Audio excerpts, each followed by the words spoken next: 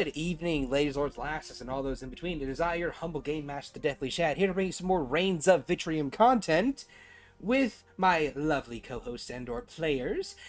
Akathar, say hi to the people. Oh my god, we are so back. Morrigan, say hi to the people.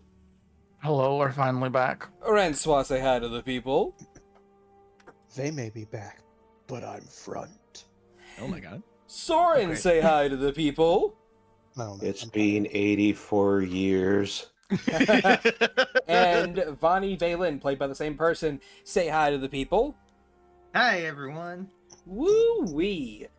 Ah, yes. And remember to like, subscribe, comment, and all the other jazz to the YouTube channel. And if you want to catch us live, you can do so at twitch.tv/DeathlyShad on Tuesdays at 6 o'clock p.m. CST, which is our new start time. So on, so forth, and the like.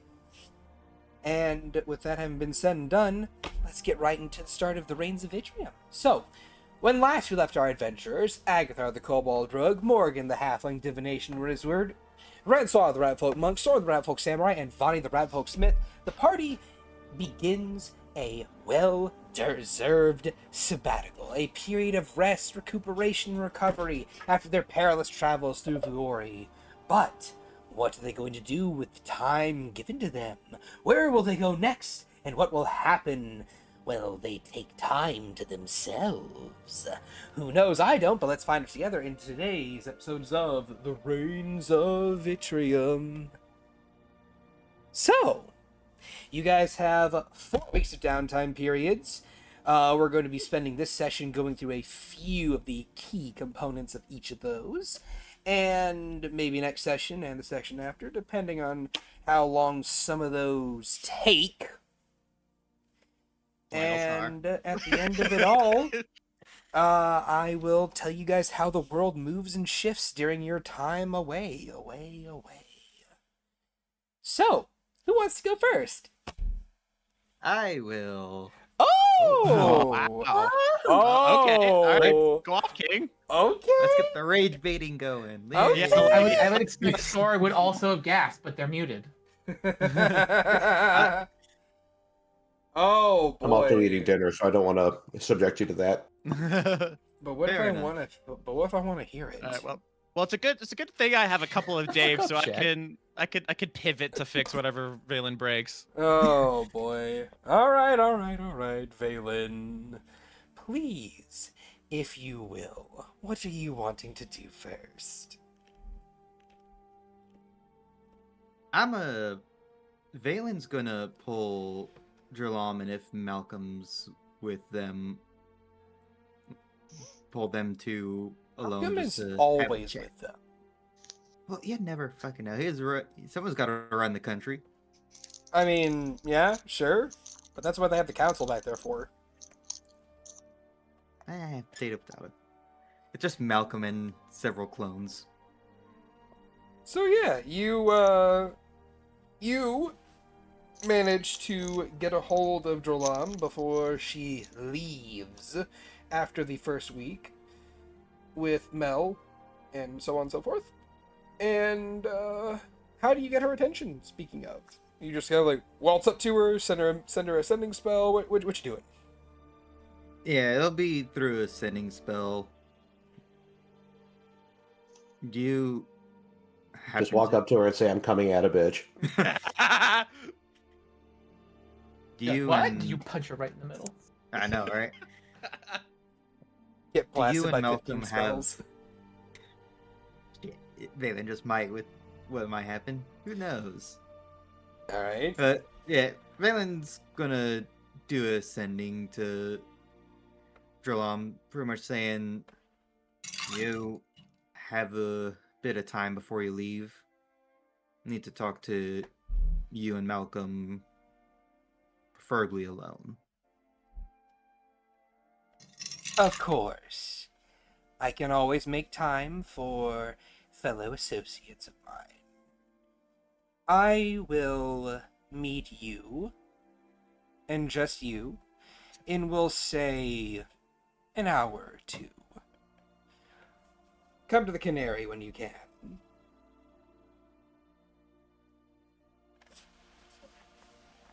and you will know the Canary is the big, giant, floating skyship that is currently docked at the palace. Yeah. You think that the Canary is being the in-between point of the flying island, the flying city, Yeah, just a little bit. just daisy chained together. Valen gathers up a few things, cleans up a little bit, and heads off to see Dralam. All right. You make your way over towards where the Canary is docked.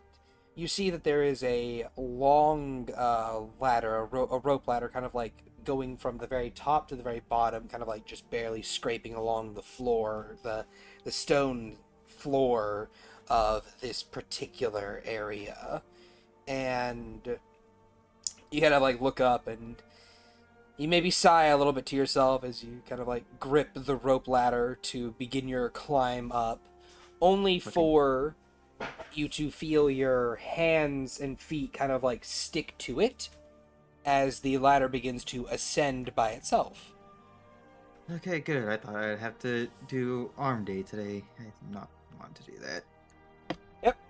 And as it kind of like just, ratchets you up, eventually it gets to the point where your hands are now touching the edge of the ship itself, and you can kind of like, you feel your hands detach a little bit in that they're no longer stuck in place, and you're able to kind of like climb up onto the ship itself. Alright, once on the ship, Valen will look for Dralam. All right. Currently on the ship, give me a D100 roll. Alright, right here. Okay. As you're currently there, as you get onto the ship itself, you are treated to the sight of a wood elven woman with this pale white hair and dark tan skin that is all smiles as she is fighting with the air itself. Large, powerful blows can be felt moving through the air as she is very dexterously dodging them, flipping and doing a couple cartwheels, end over end, and twirling this twin-bladed glaive. As she's just like, "Ha ha! Come on! You know you can actually hit me if you wanted to. You're glassed, aren't you?" And you hear just a large rumbling voice. "Ha ha ha ha ha ha! Come on, Naya. You know that if I were to actually hit you, you would go flying off the deck.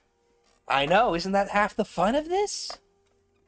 And the two of them rejoin the battle against each other. Sparring, if you will. If you're wanting to do anything with that, you may certainly do so. They are certainly having a blast all the same. This invisible person and, a much smaller person. Valen will let out a whistle, just get their attention. Alright. Gonna roll these dice. Ha! Valen is insignificant. The woman stops, and then you hear the sound of something large and solid striking her midsection as she goes flying off the ship. Ah! And you hear "Oh no, shit, Naya!" And you hear "I'm fine" as she begins to feather fall down.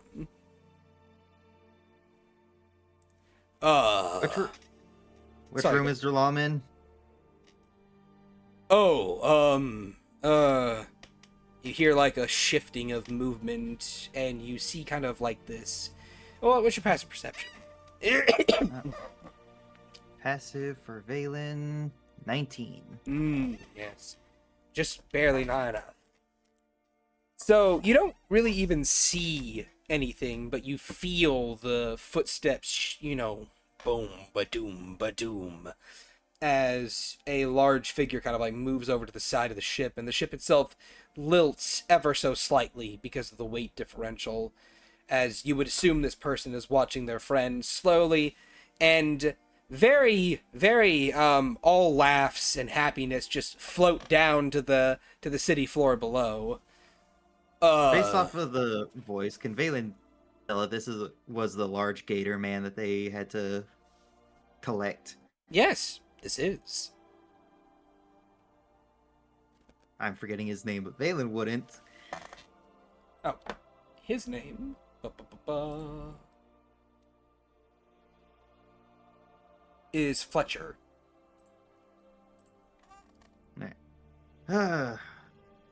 Great, now you're invisible, Fletcher. Oh, I've been Anyway. invisible. Not when we first found you. Well, that's because I was fed a particular material to make me visible again. Uh-huh. Dralam, I want to say captain's quarters, but Oh, Didn't yeah, we spend no, time- that's where she is. alright. Rough guess where Enjoy. that's it. A rough guess. Forward, and then you take the first right. You can see. Alright, thanks. And Van will be off. All right, and off and off and off you go. So you make your way down the little Corridor. pathway that you were shown. Yes, down the deck of the ship. And then you take your first right, and as you go forward, you notice a door in the middle of this wooden section, this wooden hallway leading between the right-hand side of the ship to the left-hand side of the ship, just behind where the captain's quarters would normally be. You give a knock on the door, and you hear, "Come on in, come on in." Valen will enter. All right. And as you do so, you see Dralam is sitting in a chair. Well, no, not in a chair. Among her coils, turned away from the door and looking out the windows at the deck itself, just smiling with this bemused expression on her face. So, you wanted me? My husband is currently gathering supplies for the ship, so you'll have just me for the moment, but if you require him for anything specific, you can always ask me for it. I'm guessing he gave you a brief summary of what I asked him to look up. She pauses, and then shakes her head. No. What was it you wanted him to look up? From the beginning, then. Alright. And Valen will go off and just recount everything. Everything! Everything. Alright, you gonna give me some bullet points, bud? The bullet points being Lucas experimenting in a small outer parts of one of her cities, Mel purchasing Valen, that whole debacle there, Mm-hmm. Mm-hmm. and then everything in between, and filling her in on, hey, I don't particularly trust what happened in the Dwarven capital, but this is apparently what right? No, Bethany. Yeah, Bethany. What Bethany said to Agathar while he was alone with her, so can't really trust that. Taking it with a grain of salt. By the way, have you actually checked on your daughter? Because apparently she's one of the people that was replaced. I don't think Agathar ever told Valen that part. Vonnie was there, so Vonnie would have shared. I don't think she at the time he even said it to her. I think she left that part out. Unless I'm misremembering, because he definitely would not tell Valen immediately.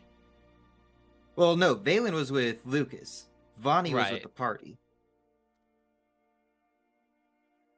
Okay. Vonnie would have filled Valen in on what he missed. Right. And I can't remember, so we can go off of that, I guess, because fine. I can't exactly remember. All right. She so first of all, was this one of the daughters that that you guys rescued, or The Bard College. oh, okay. The one that has a, trigger for Lucas. Got it. Understood. Yeah, everything. All right. Yeah, no. She listens to you. And roll an insight check. Insight, where are you at? Here we go. 12. Okay. Okay. So, as you're explaining this to her, you see this woman goes from smiles and kind of like, oh, this will be interesting, and she slowly, goes to a mute expression. This stone visage that you can't really read through per se, but when all is said and done, she is going to nod her head. Okay. So what you're saying is that Lucas was not only running an illegal operation in my country, but he has also kidnapped one of my daughters and replaced them with a simulacrum, and he has also scrambled your poor little brains, and even went so far as to build himself a small army of dwarves to come here and take over this city. Is that all? Rough gist of it. Although I wonder... I don't remember off the top of my head. Is Simulacrum enchantment? Illusion. Or is it... Alright. But I wonder, something that sophisticated, even for Simulacrums, can't just be part of his enchantments archmage prowess. Oh, dearie. It isn't so much that the spell Simulacrum itself is not his forte, it's what he does to it that is his forte. Fair. A simulacrum is a blank slate for him. A thing that he can manipulate and control and freely imprint things upon to his heart's content.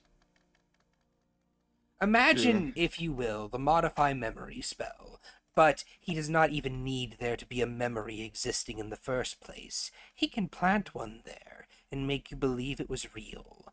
To implant an idea into your very subconscious that will unravel your very sense of reality.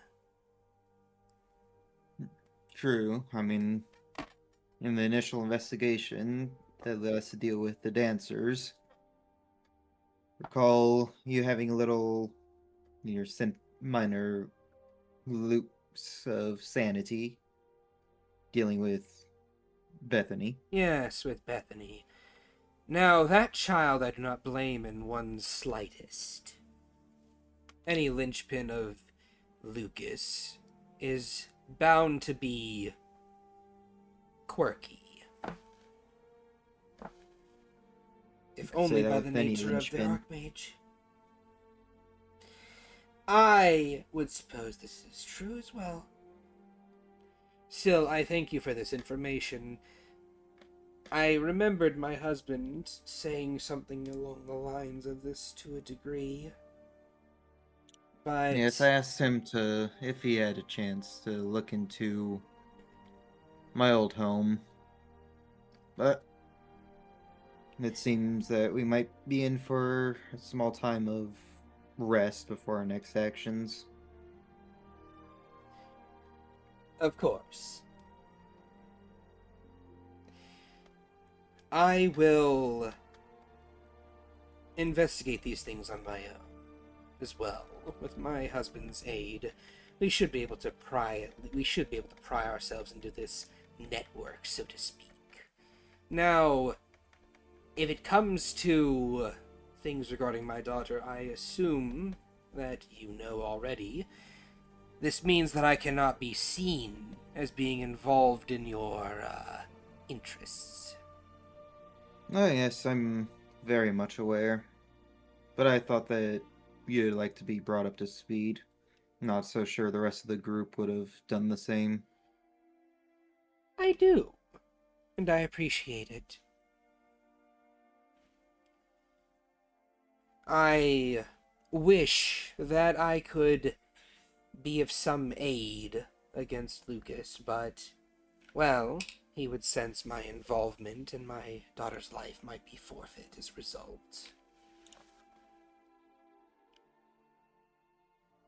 And while I do have clones of her more than readily available, I do not know where her body is, and I do not know what other spells he has overlaid across it to make her soul returning to me and a clone viable.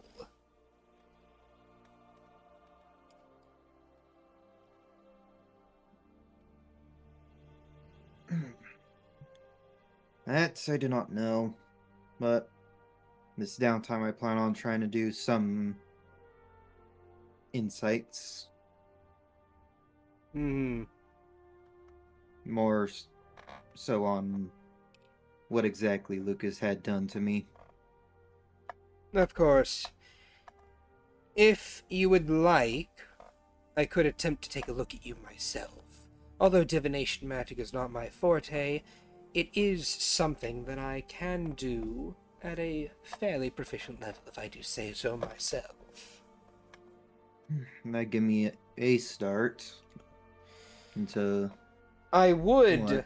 attempt to simply dispel any effects upon you right now, but he would sense that happening, and I do not know what he would do as a result. Well, Lucas wanted more or less warriors, Sorry, more or less what? combatants for him. Intriguing. Some of my current abilities are evidence of that. Huh. She's going to slowly uncoil and slither forwards before placing a hand on your head. Do you mind if I cast a couple spells upon you? Go on ahead. I have some time before I have to ask a certain mouse for a teleportation circle. You don't need to ask Gustav. I can teleport you where you wish to go. Alright, that works. And she will begin to cast a few spells on you. The first two you identify fairly easily. And the next three you do not. They are strange, unique spells that you have not heard or seen before. And the only reason you know that is because of your training with Mel. And when she is done, she nods her head. Yes. Looks as if you currently do not have any magical effects upon you. Your memory is currently still fuzzy because of traumatic events, from what I can tell. All that got cleared up, and then... Look. Anyway, I can also sense that your mind has been stitched back together to a certain degree. Well, that was Mel shattering the contract. Yes. Of course he would make a contract that would destroy the brain, should it be broken. Well, it is something that I cannot fix. But you do have someone that could fix it. Little Miss Lorelei, being Already the... has too much on their plate. I'd rather not deal with that one. Well, if you want your mind to be fully fixed, then you should ask her for it. She is the only one that could ever do it with such competency that you wouldn't need to worry about side effects. I've already dealt with one side effect of gaining my memories as he waves himself, being a lot taller than the last time. Yes. I will say, that is a rather unique skill you have there. Would you mind if I took a sample of one of your bones? No. I was going to give it back. Agatha sneezes. I'm rather invested in some of these skills and the unique ones especially, and how their acquisition was done and so on and so forth, but I'm not going to force the issue. I could tell you the acquisition. By all means, go What? ahead. One of the things that I recall was done to me while I was young. Shattering of all my bones into near dust, mending them, patchworked, and doing the same over the course of several years. Brutal. But understandable.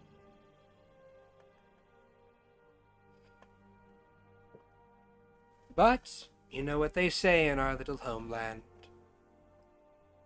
Only through suffering.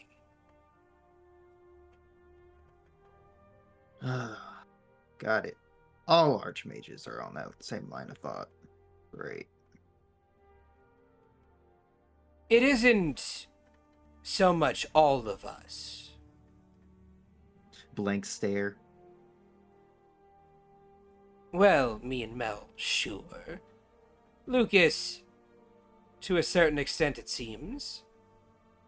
But there are a few of us that ascribe to differing methods of teaching. I've yet to see that. No. Oh, you'll meet them sooner rather than later, I assure you. The evoker is... She shudders. Interesting.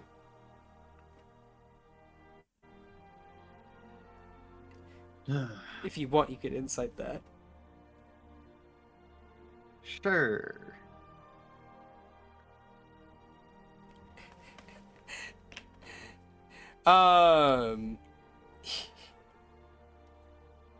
You just got from this woman, like, she is, you get the sense that she doesn't much care for the evocation archmage.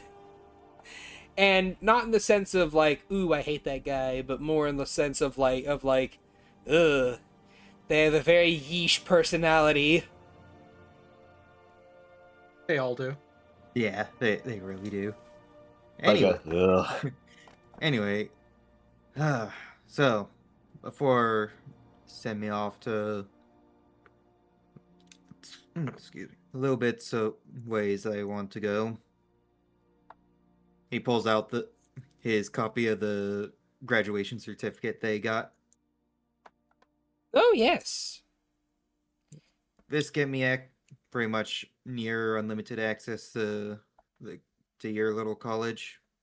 Of course, you did graduate after all. And what about... I'm forgetting this location.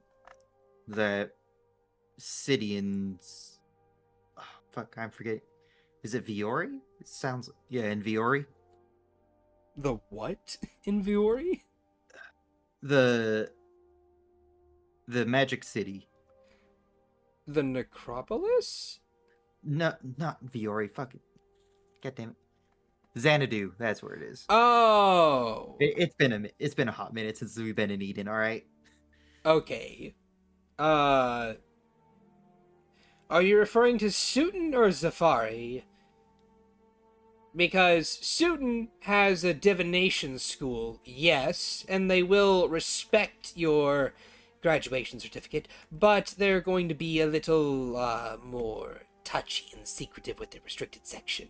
I speak from experience. As for Zafari, you will not be getting into Zafari. Zafari already knew of Sutton. I just want to see if none of my little research can be found through your college, if they have anything I can cross-reference. Of course, it really depends on what you're looking for specifically. What are you looking for specifically? Well, depending on what else I can find that was done to me. If it's not anything too catastrophic, find a way to force it out instead of slow and arduous process of finding out what it is. Uh-huh. Of course. Well then, I will help you out as best I can. If you want to bring any materials to me, I can help you with your research. And, Valen,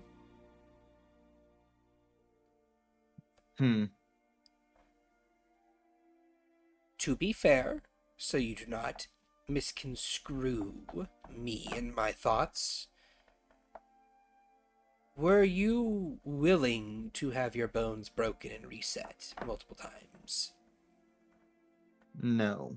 What part of forced experimentation did you not get? Well, sometimes As a people... child.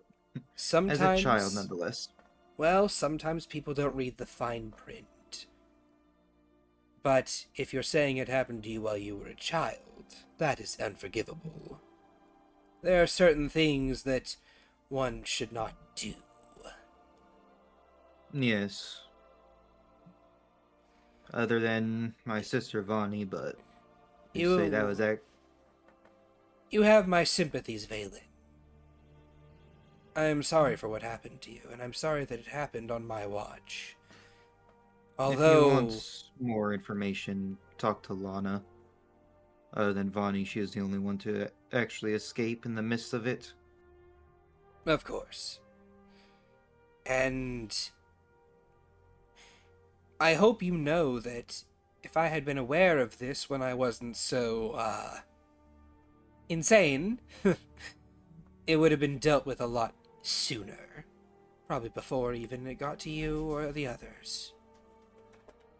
That's probably why he did it that time. Because you weren't yourself. Yes, I am aware. And he will have his comeuppance. You tell me when my daughter has been rescued, and I shall be more than willing to lend a bit of aid. Trust me, you're going to want to get in line for that. Now, and Phelan will pull out a map of Vitrium. Around here, that's where it happened. He'll just point to his old home. Of course. That portion of the city is burned to crisp. Of course. As far as I'm aware, no other survivors. Thank you. And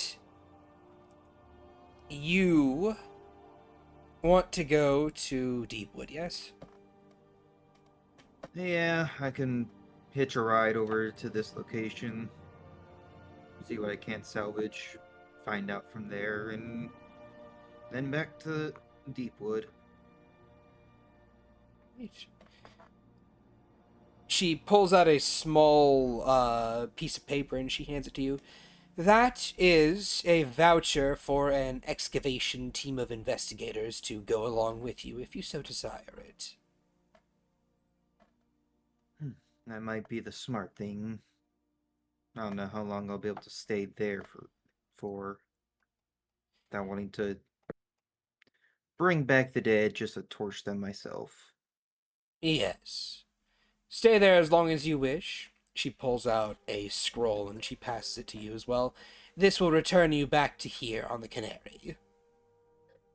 Alright. I'll save me some gold from Gustav.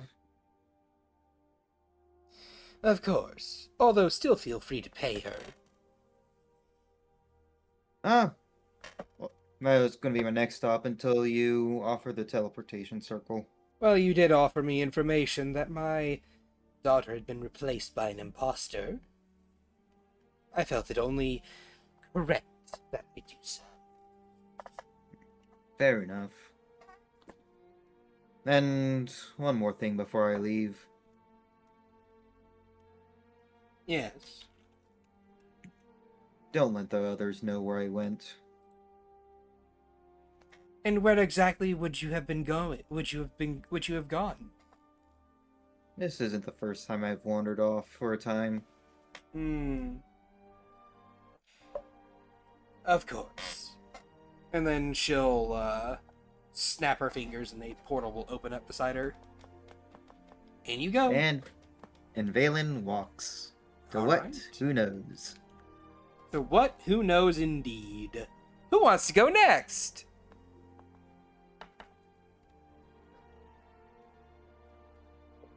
I mean, I could go.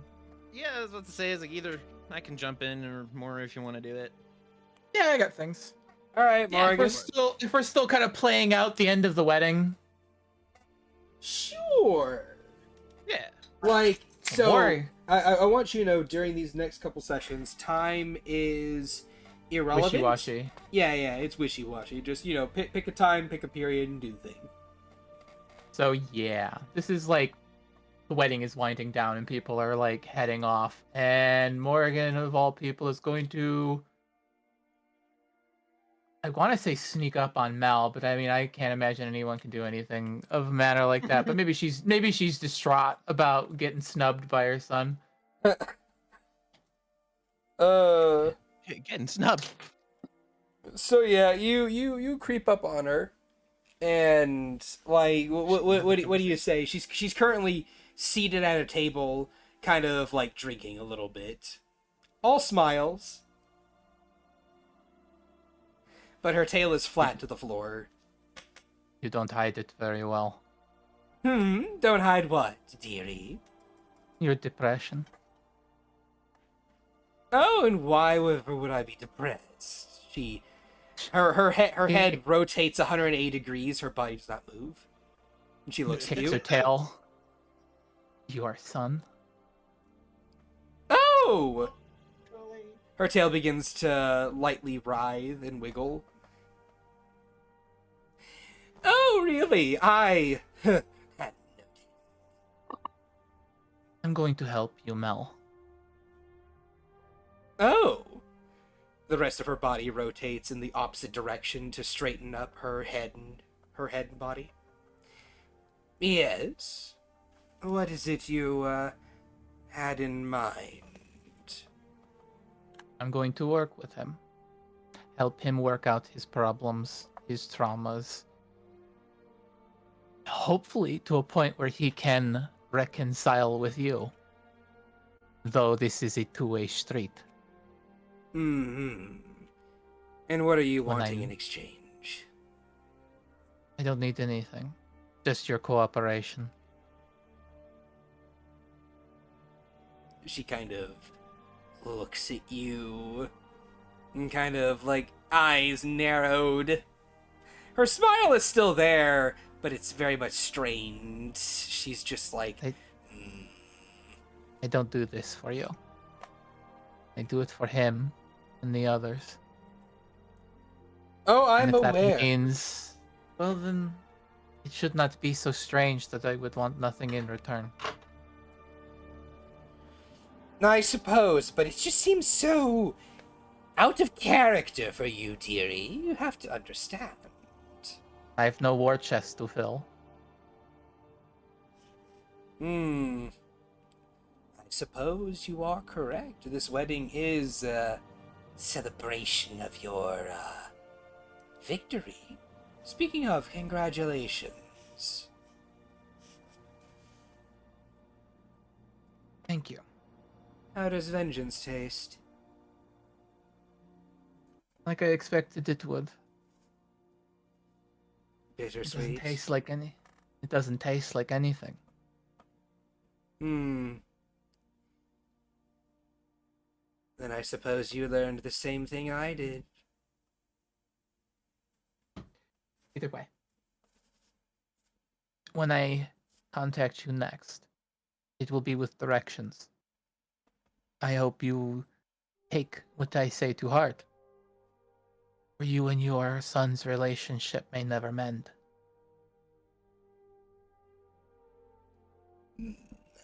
Roll a persuasion check at advantage.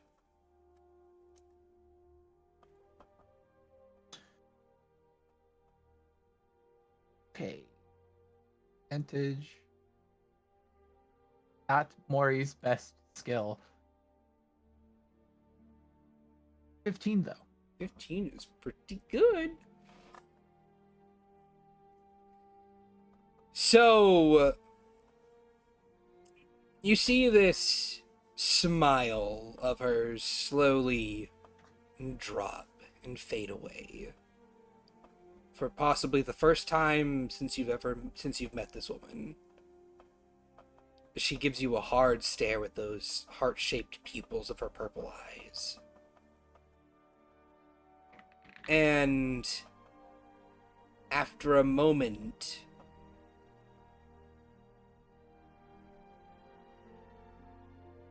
she sighs. Of course. And I suppose I should thank you for this, dearie. I want to fix things between them all. For some, it's easier. Others are more willing to forgive and forget. Dalen has had a harder life than them. Yes, he has. But that sort of forgiveness does not come as easily. You might have to change.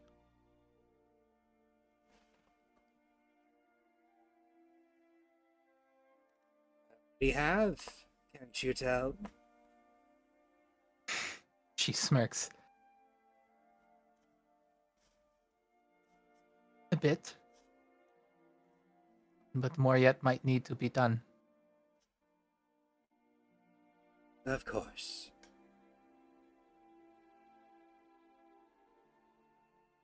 He raises an arm to them. She'll,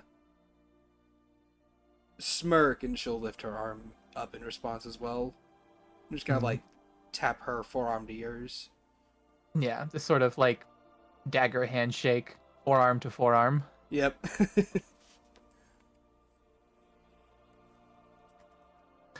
I hope wherever your journey takes you next is nowhere near as bloody as this. Oh. But I think I might prefer the blood and the chaos of combat to this. You know, it's a lot easier when you don't have to care about the lives of those around you. I have to start.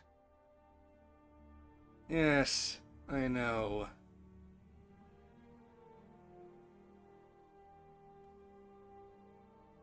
Enjoy your evening, Mel. She tips her hat and starts sauntering away. My, oh my, you have changed. Was my skin tone not an indicator? I mean, to a certain degree, yes, but I would have never imagined I would hear an apology from you or a well wish in my lifetime. Which, to be fair, I expect to be at least another couple millennia. If I am to make headway, I need to set such things aside. Hmm. Then I suppose that makes the two of us. She'll reach into her robes and pull forth what looks to be a bottle of wine that is coated in dust, with the label utterly rotted off of it. And she offers it to you. My thanks. A fine vintage from an era long gone. Mori takes it, looks at it, sniffs the bottle a bit. Ah, bottle of vinegar. Thank you. No, it's not vinegar. No, but wine only tends to stay for about 80 or 90 years before it turns to vinegar.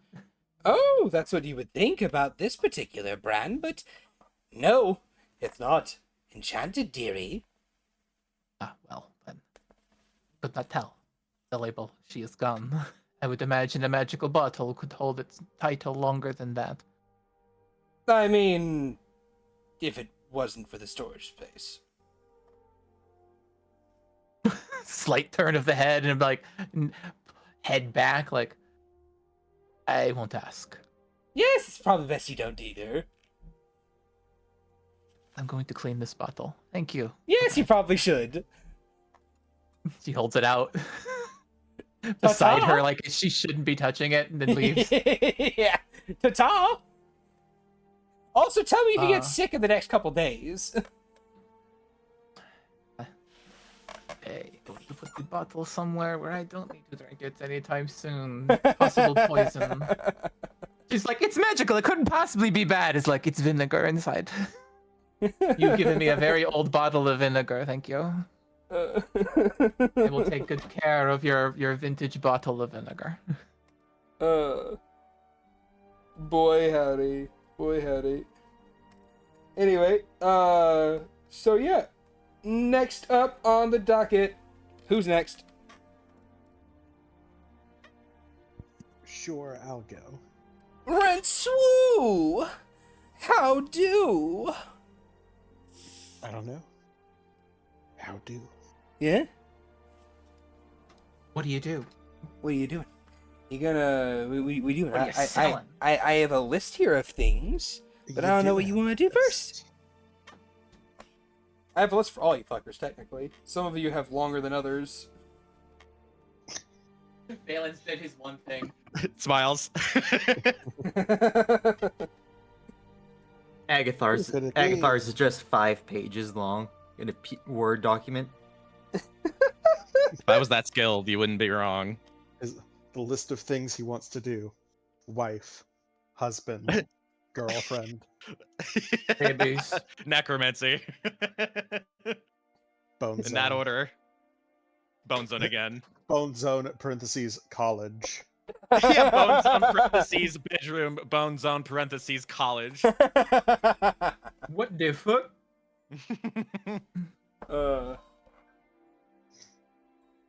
At any rate, so Renzo, what are you doing?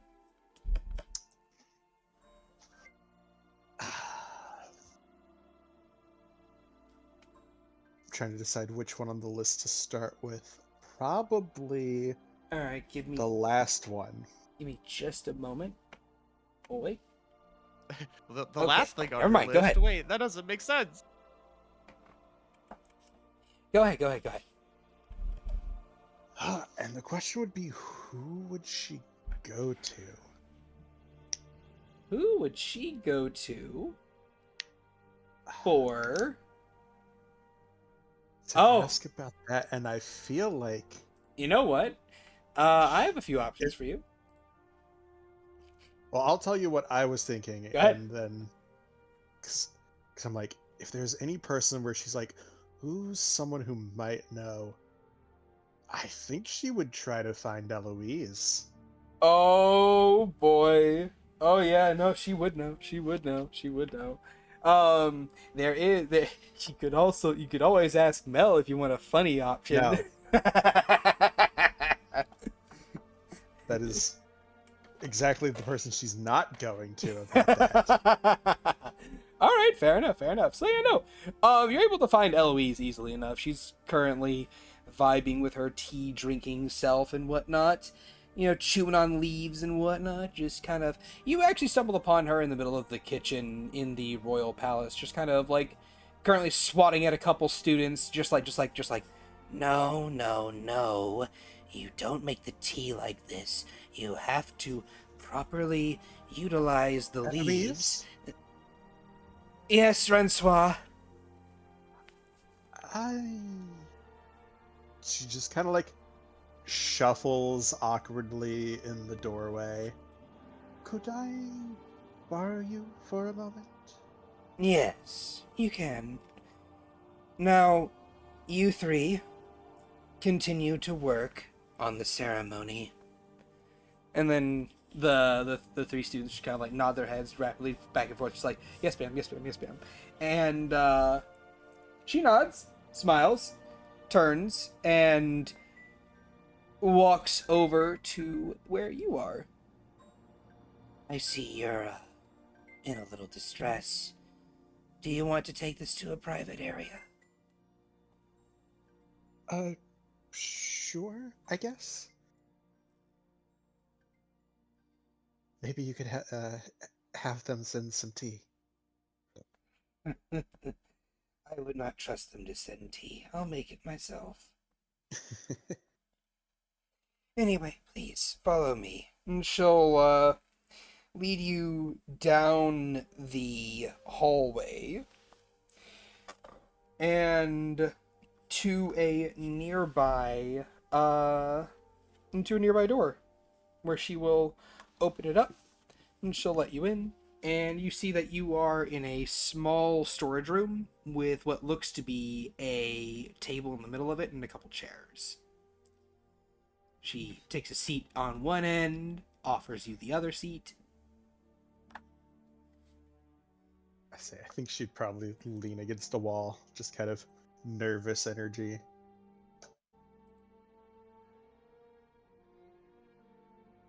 All right. What do you want to talk about? She says, while pulling out a tea set from within her robes and setting it onto the table. It's well, I wanted to, and I don't really know who to ask. Like, I mean, I can't ask Mom. I definitely can't ask Jerlam, and I thought maybe you would be the person to go to. Mm-hmm. And what would this be regarding?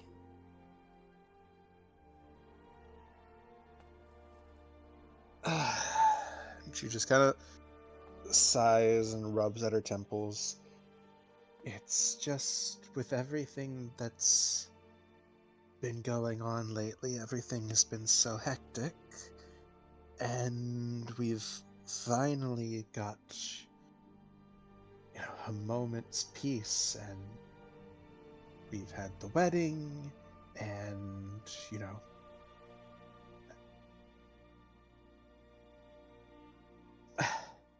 I want to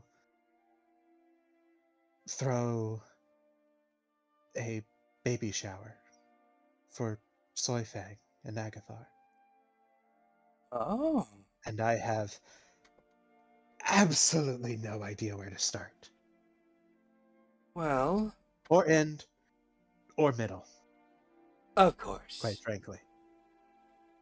So you want to run a baby shower for Soy Fang. Well, I suppose the first step would be to ask for her to be included, and then ask how she wants to do things.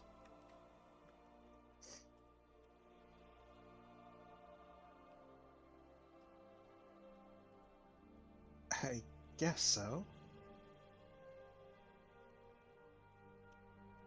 What about Agathar? Well, he's a secondary person, obviously.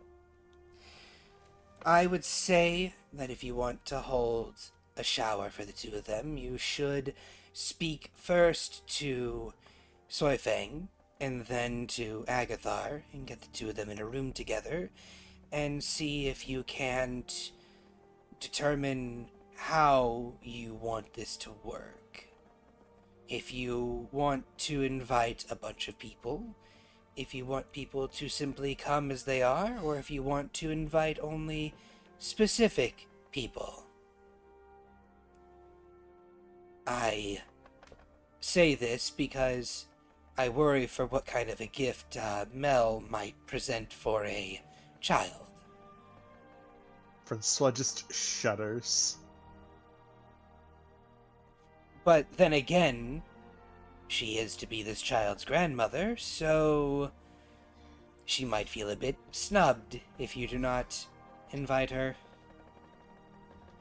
So perhaps you could even go so far as to put forward a list of items for people to get. So that way, if anyone arrives with something in mind or they do not know what to get, they could instead get something from the list instead. That would probably be beneficial for Mother. And Trelawn. She nods. Yes, very beneficial.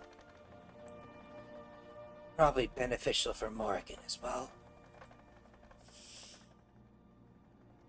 True, she'd probably try to gift alcohol. What? No, she's not that tone deaf. If she was going to gift alcohol to anyone, it would probably be to the happy couple for after the child is born. Speaking of, is it just the one child, or are there multiple? Twins. Oh, how blessed.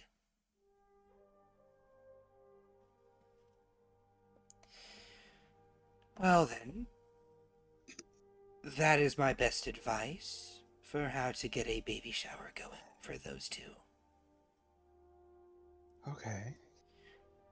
Okay, She pours you a cup of tea and passes it over. Steam rising from it. The scent of, well, fresh tea coming from it. You know, like a nice black, an Earl Grey. She'll also slide forward a small container of sugar cubes.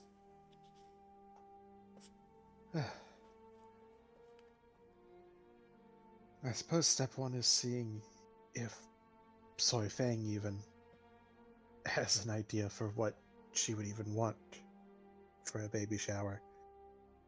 Or Oh, if she knows what baby showers are. I don't know if I they even would. existed back then. I would not recommend asking Soy Fang what she wants for a baby shower. She might ask for something like an umbrella or a knife. No, I mean for how to do the baby shower. I think that it's probably best that you plan things and simply ask if she wants one or not. And then explain to her what one is. I barely know what one is. That's why I came to you. Well, a baby shower is typically something that people do to celebrate the I know coming of a child. basics. I don't know what goes into setting one up or planning one or... Well, the simple planning of one is usually invitations are sent out with a small list of things that need to be provided for the child, such as, you know, diapers, materials to tend to their bottoms and whatnot, a fur comb, perhaps some clothing, or or baby food even, just necessities to keep the child alive and help it grow to a point where the parents could feasibly self-sustain them. Clothing, might be difficult. I'm not sure anyone actually knows what they're going to 100% look like coming out. Or Well, I'm sure that if you were to ask for clothing to be provided, any clothing could be simply reseamed afterwards, if needed. to be fair, They are supposed to be small bundles of joy, and they will very likely have tails. So it should not be all too hard to provide some form of clothing for a tailed small creature. It's why most clothing for children is simple onesies and the like.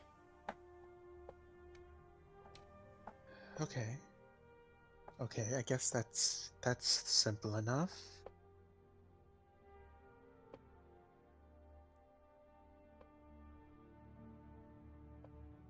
This not exactly in the rotation of Mother's lessons. She sips from her tea.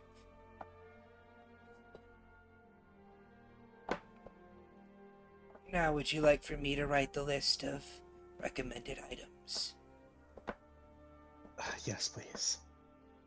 She'll nod and pull out a piece of parchment, quill and ink, and begin to scribble down onto it. And then she'll add at the very top, please bring one of the listed items and do not go off list. And she'll underline it 3 times. Then in parentheses under that, that means you, Mel and Drolon. Yes, exactly. No one upping each other allowed. Oh, no, she doesn't write that down. She writes down specifically you and Dralam, or you, Mel and Dralam.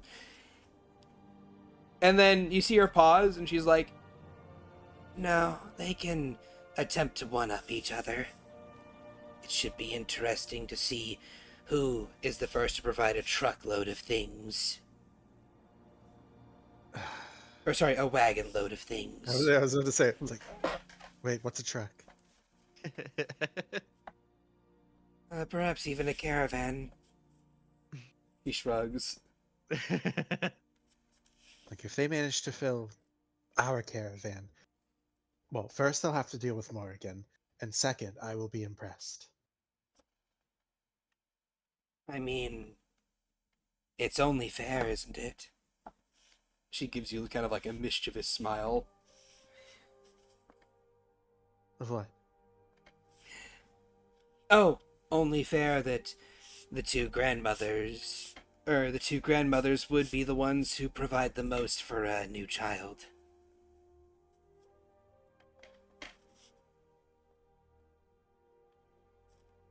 Yes, well, it might be a bit more endearing if it was about how much they cared about the child and less about a dick measuring contest. She shrugs. I suppose that's also fair. But at the same time, it's funny. I'll It's funny. try- It's funny. I will try to keep them from going too crazy. Of course, if you wish. And the rest of the list is basically comprised of food, clothing, and a few general items like a storage device for any excess food, a device that could be used to blend fruits and other foods into a fine paste to be eaten and the like. You know, basic stuff that one needs to, raise a child. A race car bed? No. No, that's for Aguilar. A race car bed that actually works. What? Really? A giant clown head overlooking their bed. A giant traveler head looking over the bed. Oh dear lord, no! No! And then it just sings a song. It's like, maybe who knows? I don't. No! No, stop. Little do you know, the kids are into that. They love it. It's their favorite toy. They're never gonna leave the room without it. The No. Travelers of the Vitrium Barney. They're good with kids, but everyone hates them. So yeah. Meme to hell and back. Is there anything else that you wish to discuss with Eloise? No, I think she would take the list and kind of scan it and kind of like.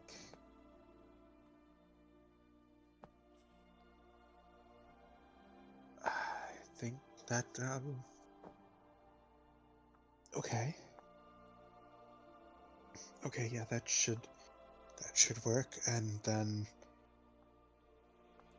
I guess at this point it's all just logistics, right? Date, time, location, She nods. invitations. You see her slowly mixing up Catering? a new Do we pot need of to do tea. catering?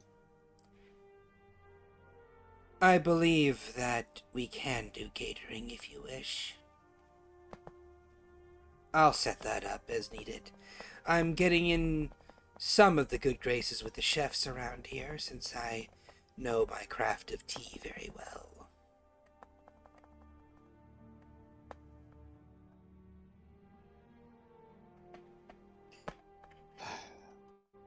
Thank you, Eloise.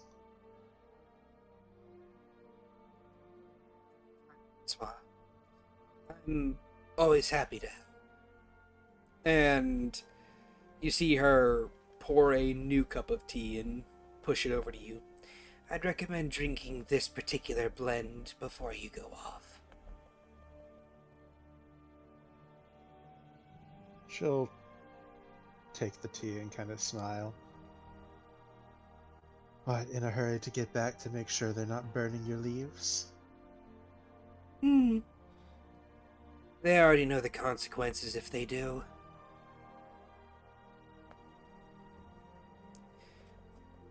She smiles. Half the stash is already gone. It's probably at this point in time that you realize that tea for Eloise is life. It's like, do you know what power word kill is? Do you drink the tea I've that got she was 12 scrolls of them. Do you drink tea? The tea that she offers? Yes. Yeah. Whenever you drink this tea, you feel warmth spread through your body. It is a lovely chai tea. It is soothing to your nerves. It is filling you with courage, with a bit more of kind of like it basically calms your nerves, settles your anxieties, and kind of like helps you take like a big deep breath as you kind of just like relax.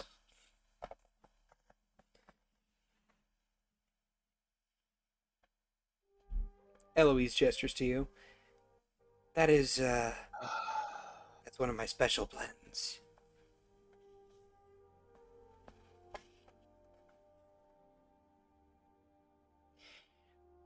What do you think?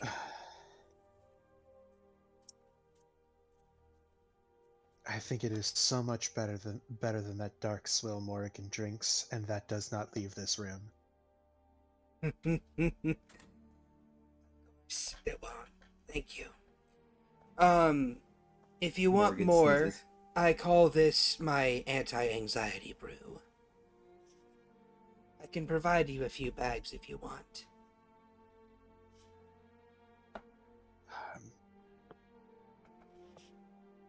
Always ready to find new teas to put in the rotation. Wonderful. She reaches into her bag and she pulls out a small pouch and places it onto the table.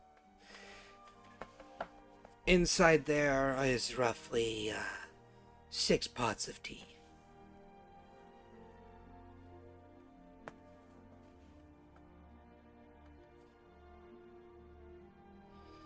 I will Hide them somewhere Amalia will not get them. Oh. You know, I wonder what would happen if she did drink one of those.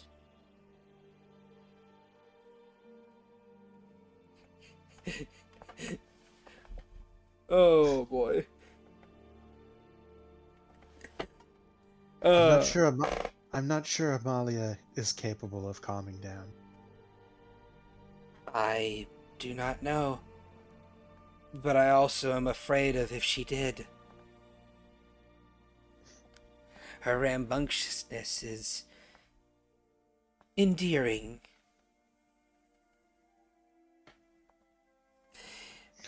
Not if you ask Morrigan. I think that Morrigan is probably going to be a lot more personable now. And may even grow to enjoy the slime for more than just the ability to eat and combine magic items. Let's not get too far ahead of ourselves. It's like, not out loud, I fucking won't. She eats all the food. All the food. What am I supposed to cook? You are eating me out of house and home. Yeah. She eats all the food and sometimes not the food too. Eloise stands up and Or not food, that's what I meant to say. Eloise stands up and puts her tea sets away and finishes her cup before putting it away as well. And then she'll Eating me out of house and home, including sometimes eating the house and home. yeah. And then she'll take your empty cups and give you a bow. All right, back to the kitchens I go. Enjoy your baby shower acquisitions. I'll try. Yes. And with that, the two of you part ways. And where to find soy fang? All right. Well, Depending on when that conversation happens. roll for me a intelligence The check. bedroom.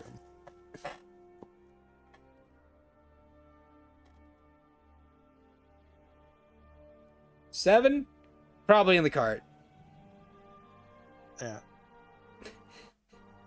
Like, very likely, just probably in the cart. But you make your way over to the cart. If And push comes to shove, you say her name 3 times. It's like Bloody Mary. She just shows up. yes, she always knows exactly when someone's coming at a bitch. Like Bloody Mary or Beetlejuice. Yeah, literally. She's a mimetic hazard, God. don't worry about it.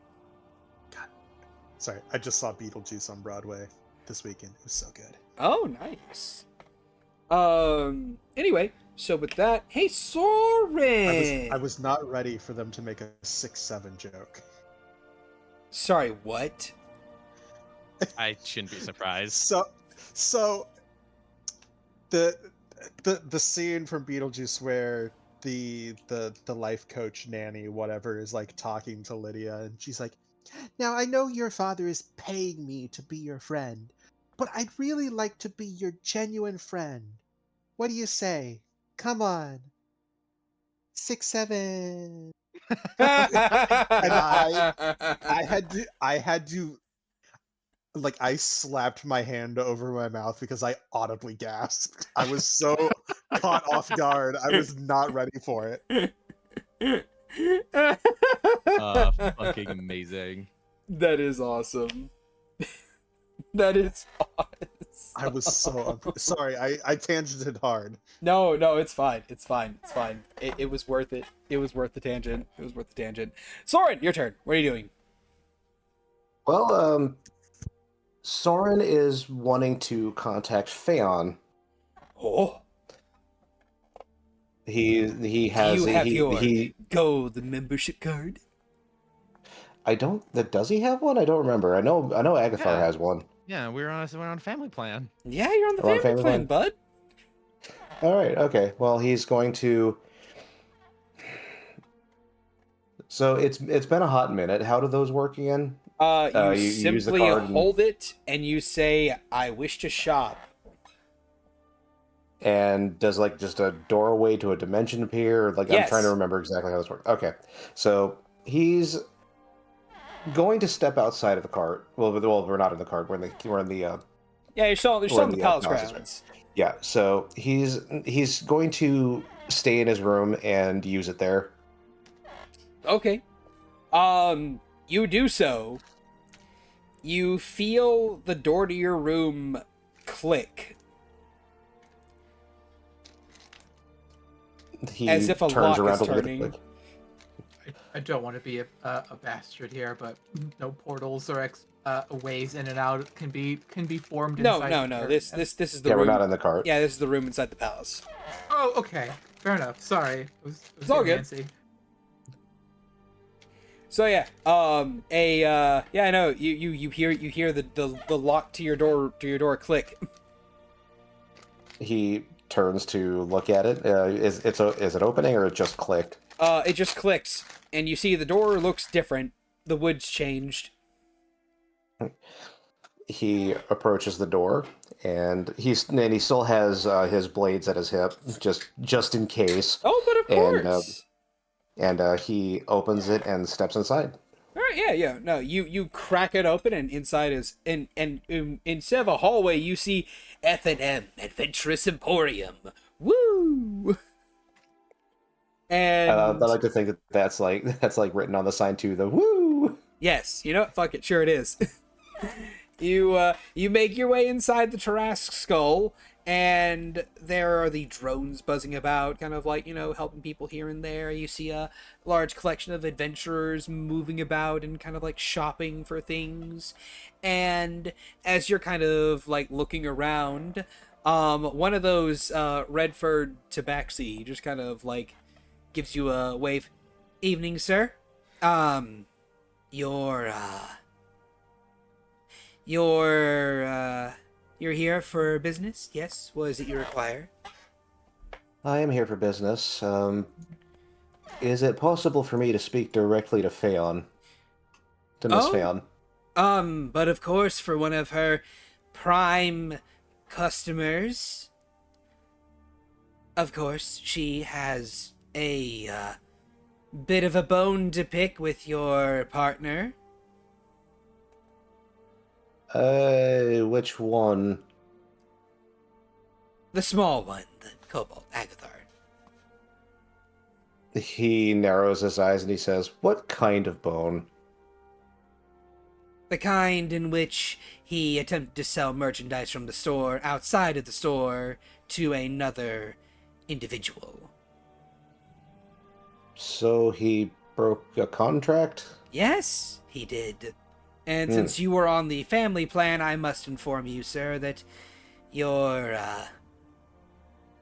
membership is in a bit of a situation.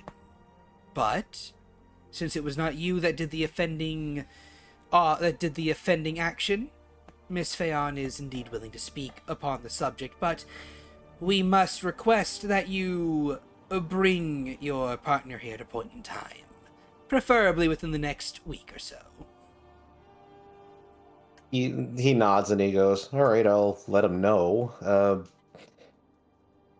I'll let him know." Thank you. And right this way. In fact, her office is going to be. The man looks around for a second and then points over in the western wing currently. Thank you. And he heads off in that direction. Yep. And knocks on the door. Sure, you wander through a few aisles, through a few different merchandising opportunities until you eventually do find a door and you knock on it and it slides open. And inside you see Phaon just kind of like waving around like, "Hey! Soren, come on down! Have a seat. What do you need from me? Buddy? Friend? Pal?" He steps in and then closes the door. And he says, I don't know if you're privy to the conversation I had with your associate out there, but apparently an associate of mine has broken the contract. Yes. I Attempt to will sell let a him know about it. battery. I will tell him about that and let him know that you wish to speak with him about it.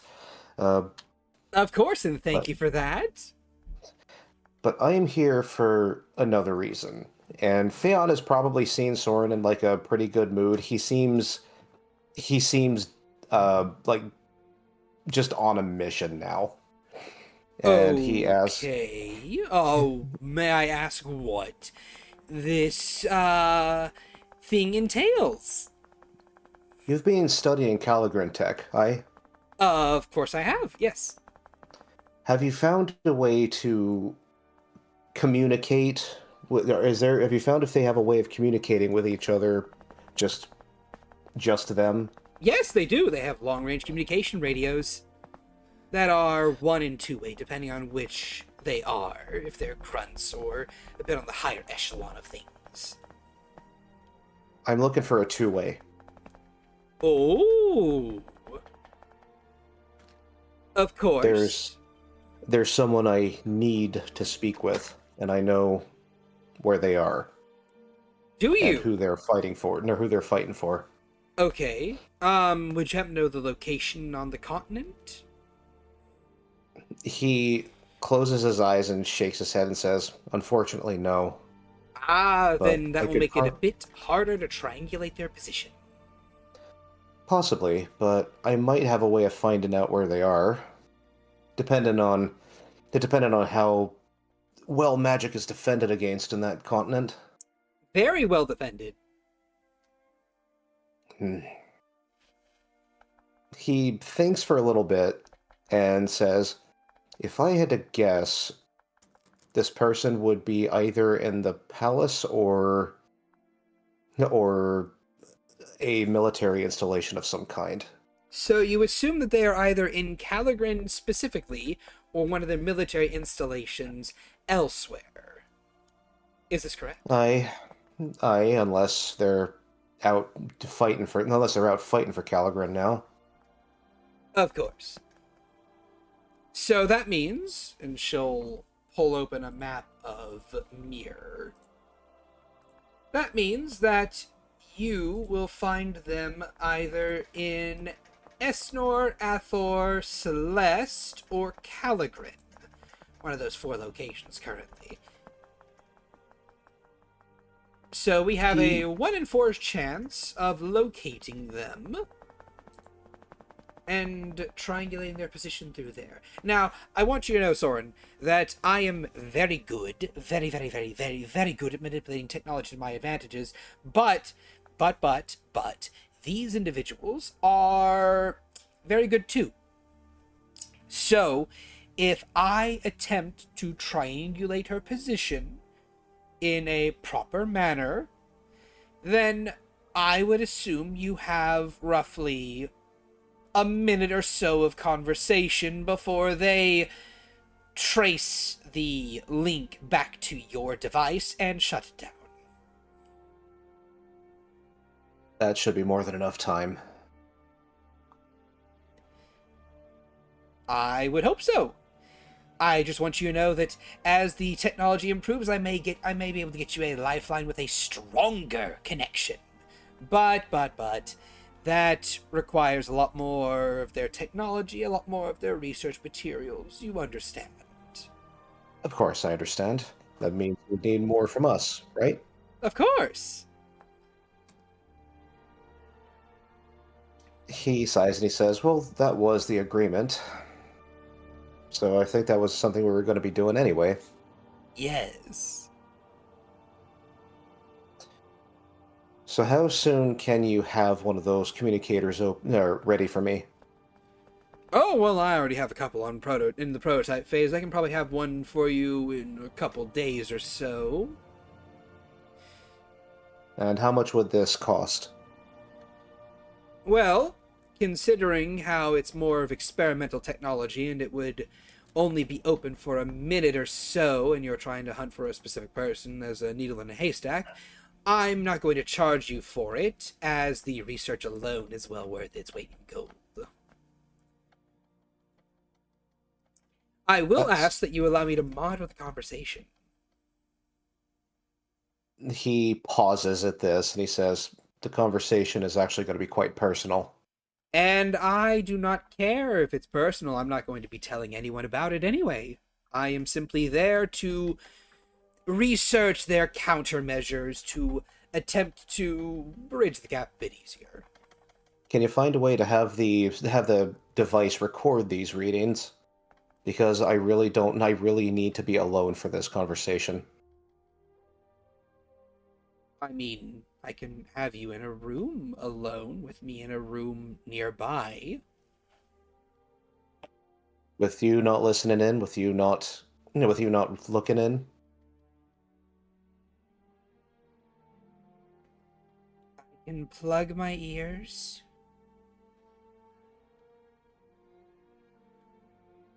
He sighs and he says, "All right. I'm Well, sorry, but this is an emergent technology. I need to be there for the full process.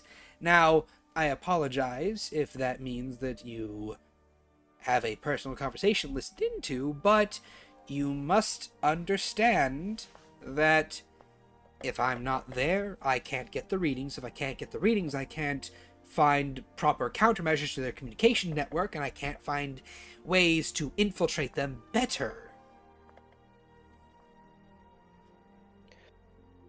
He takes a deep breath and sighs and says, "How much would it cost if I did not allow you to do this?" I'm assuming that letting you do that is the countermeasure, or is the counterweight to you making it free, or it's the leverage to making it free. You want to pay me not to do active scientific research on a communications network of insane, magic-hating, genocidal maniacs. He closes his eyes and he goes, "I know, it's probably quite hard to listen to, or hard to believe." And All you understand that this is the one shot I will ever get to get the data and the readings from this particular instance. Yes? All right, fine. Will you be able to at least keep out of the conversation and just remain a hangers-on? I wasn't going to participate in the conversation to begin with. That's your conversation. Good. Then I suppose we have an agreement. Soren, I am a scientist. I am a researcher. I am an inventor, a creator.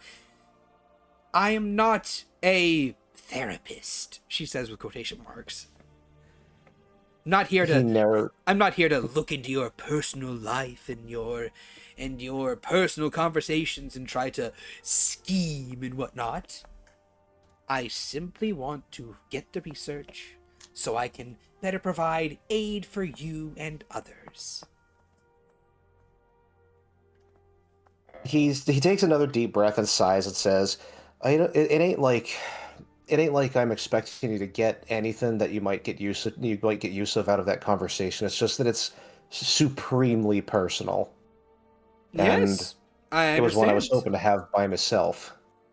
But if that's what you require for me to have this conversation, then I suppose If it will make you feel any better, Soren, I would be more than willing to sign a deal, a NDA, shall we say, which is a non-disclosure agreement.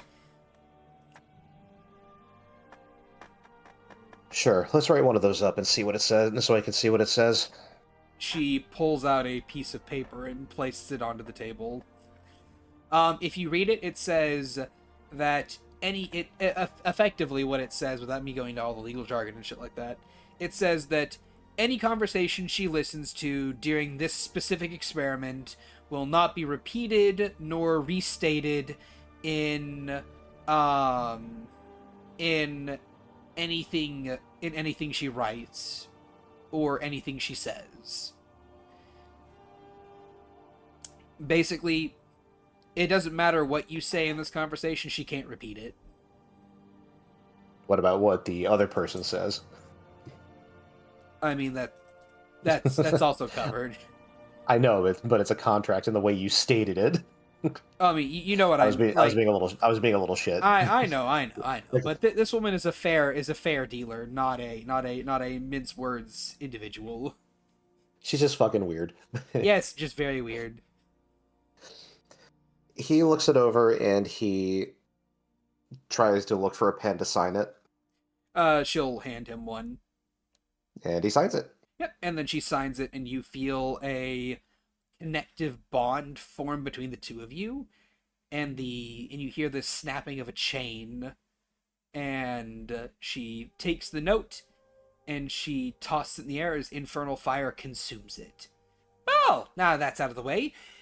You wanted one of my prototype devices, yes? Aye, that's correct. Oh, and also, because I don't know if you realize this or not, but that particular NDA only covers this one conversation, not multiple. So if you Of want course. others, you'll have to sign another and another and another and another. You understand. Of course. Good thing for me, I only wanted one conversation, because I don't really expect anything to come out that would need me to have another one. But, of course. I expect this one to be rather final. Of course. And I apologize that you have to listen to someone in Caligan. He closes his eyes and sighs again. He says, not as sorry as I am."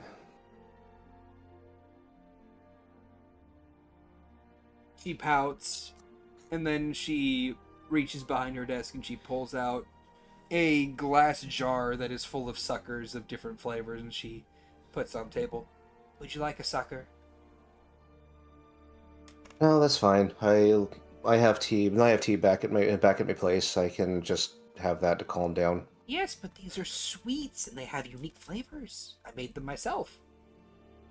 He smiles and says, "And I am trying to maintain my girlish figure." Oh, come on. You can maintain your ghost figure with the flick of your choker. How do you know about that? She quirks an eyebrow at you and she's like, just gestures to the place around her. Soren, don't insult my intelligence. He his smile hasn't dropped, but he just then, all right, then just one other question. Yes. You like what you see? Well, I haven't seen the form per se. I just know what that artifact does. He If you nods wish and to says, show off your form, you may certainly do so. he says, now ain't the time for that. I need to collect myself for this conversation. Of course. And remember to trust us with all your technological needs. She gives you a smile and a wink. He nods and then just says, thanks, Phaon. I appreciate it. Or would you rather prefer Miss Emero? Oh, Phaon's fine. My mother was Miss Himuro. He nods and smiles and says, that I get it. And he turns to leave. Yep. And leave you do. And now we have the smallest boy, the littlest boy, Agathar. I'm a But- lady actually right now. Oh, my fault. The littlest Yeah. lady. But Thank before you. we do that, I am going to go get a drink of tea. I'll be right back. Fair enough. Agathar's in his room with soy fangs. Like, look how many hot dogs I can fit in my mouth at once. Wow. She's like fanning the hammer bright red. Those were Costco hot dogs. They were cheap, effective, and delicious. And delicious. You mean they weren't glizzies? Damn right, Glizzies. That's Glizzies with a capital G, by the way. The glizzy gobbler. The Glizbold. The Glizball globe. So let's see. We got Soren about to. We all know who he's going to talk to. Yeah. I thought you were maybe gonna like get something to talk with Enwin, and then you said, "Yeah, someone in Caligra," and I'm just like, "Oh." That's what you were referring to earlier. Uh-huh. As well as plotting a baby shower, so that's going to be fun. That's gonna be so great. Morgan's going to attempt therapy, but fail. You attempt. But fail because Valen's not there. Morgan goes to therapy, and the therapist needs a therapist.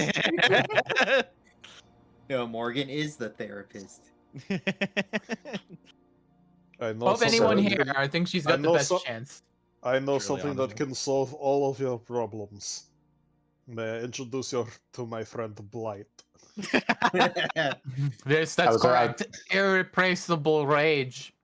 I was thinking that, or allow me to introduce you to my new friend Jimmy Dean. Or Jimmy Beam. Or Jim Jimmy Beam, Beam. that's what it is. Jim Beam.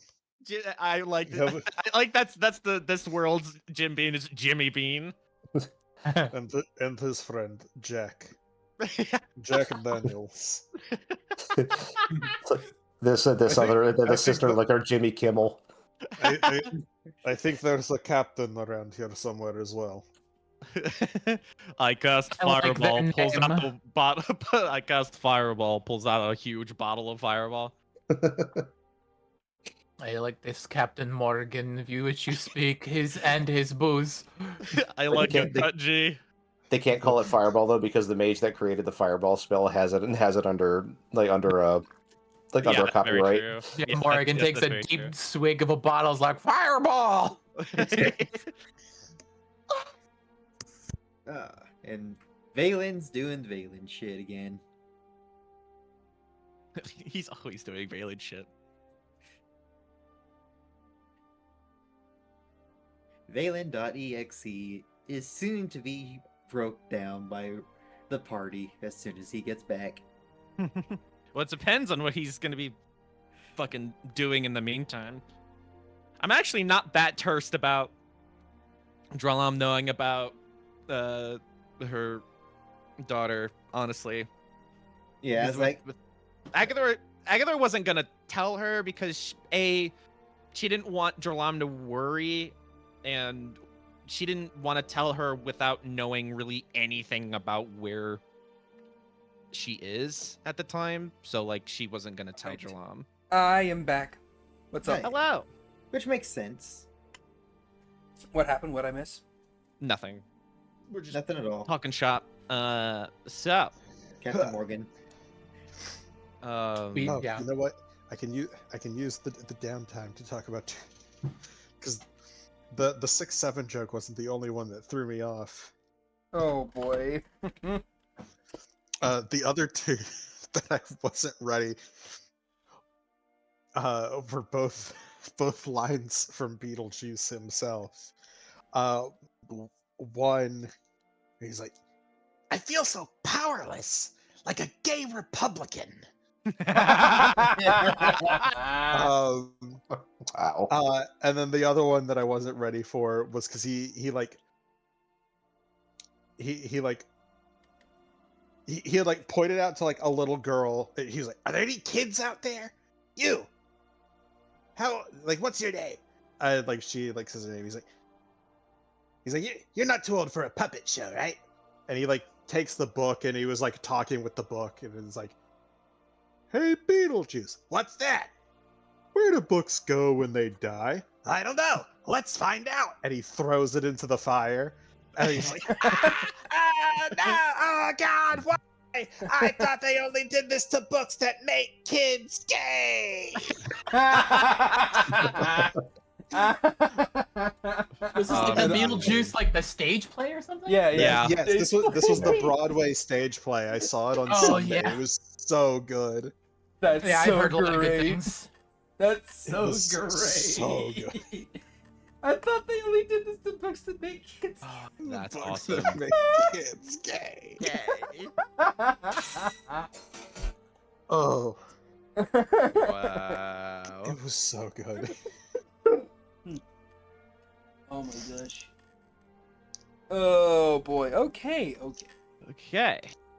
This is for the first week, right? This is just in general. Whenever you want, bud. I see. Okay. Well, for the first thing, this will be during the wedding celebration. And Agatha wants to pull Mel aside, Oh. probably like on a balcony for one-on-one. Okay. So you walk up to Mel, and she turns looking. Well, hello, dearie. How's it going? Are you It's having going a great. wonderful night during your special wedding night? I actually, she's like holding an alcoholic drink. Like this is the first time that she's actually like cut loose. Oh my, you're really cutting loose, aren't you? I just had I can take my drink. I've had worse. I had like I think it was called the Minotaur in Mirror's Eye. And I Oh, the took that Minotaur's like a champ. punch. Yes, I had that, and I didn't get drunk. Oh. Surprisingly. Well, But you that's- shouldn't. Otherwise, you'd be weak. That's true. I've been trained to not to be that. Oh, I would Um. hope. I would hope your master trained you to be at least that. Right. Do you want to get some fresh air? There's something I want to chat about, if that's okay. Why, sure, of course. And she'll lead you over to outside of the dance floor and onto the balcony. Mm-hmm. And she'll like kind of close the balcony door behind them, and she'll kind of go to the ledge. 2 seconds. Uh-huh.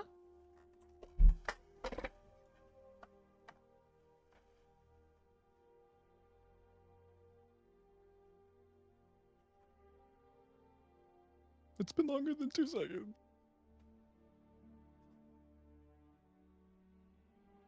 Now it's been 10. I'm counting. 12, 13. But who's counting, right? Yeah, who's counting right? 15. Mel has a large bowl of rice in her hands. A bowl of Continue. rice? Yes, continue. AKA Sure. Shad just got food. I Yes. see. Just continue. Just continue. And she takes a beat, kind of leaning on the ledge of the balcony, kind of looking out into the city, the city skyline, and kind of admiring the view for a minute. And then she's gonna say, I want to thank you for coming. I know that there's a lot here that brings up a lot of things, and I'm not gonna sit here and not realize that the company that's kept here is, I'm sure it's making you a bit on edge. Whatever gave you that impression? She Considering you're- smiles. Roll a perception check. Sure. I gotta pull. I actually didn't put my sheet. LOL, Lamau. Mel, everyone's talking to me tonight. Yay! I've never been so popular. 5. You don't notice anything. Yeah.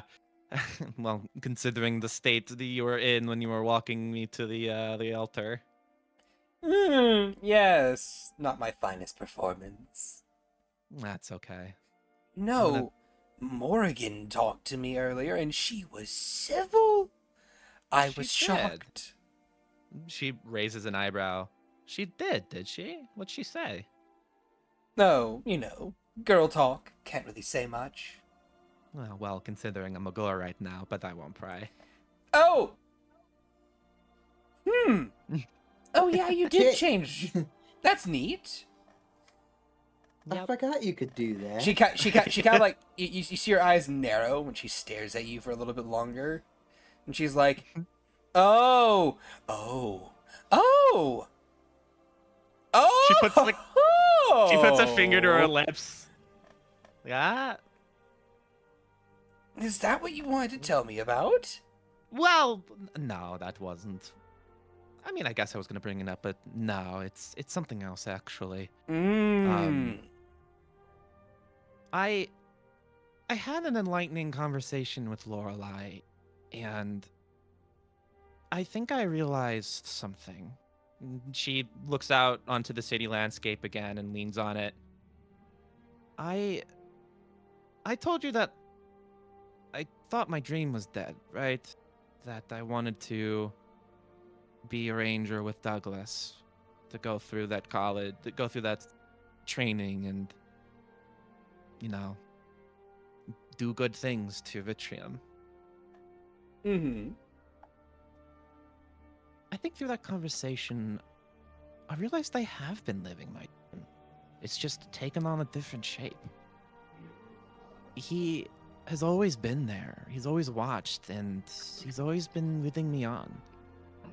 And I have been doing good things for Vitrium, and for Mirzai, and for Vuori. I've expanded on this dream more than I ever could have imagined. But there is a part of me that I think I need to embrace. I mean, I think I felt it for a while, but I think now I want to act on it. And she will turn to face Mel. Can you rearrange me like you did with Morg when you did with Francois?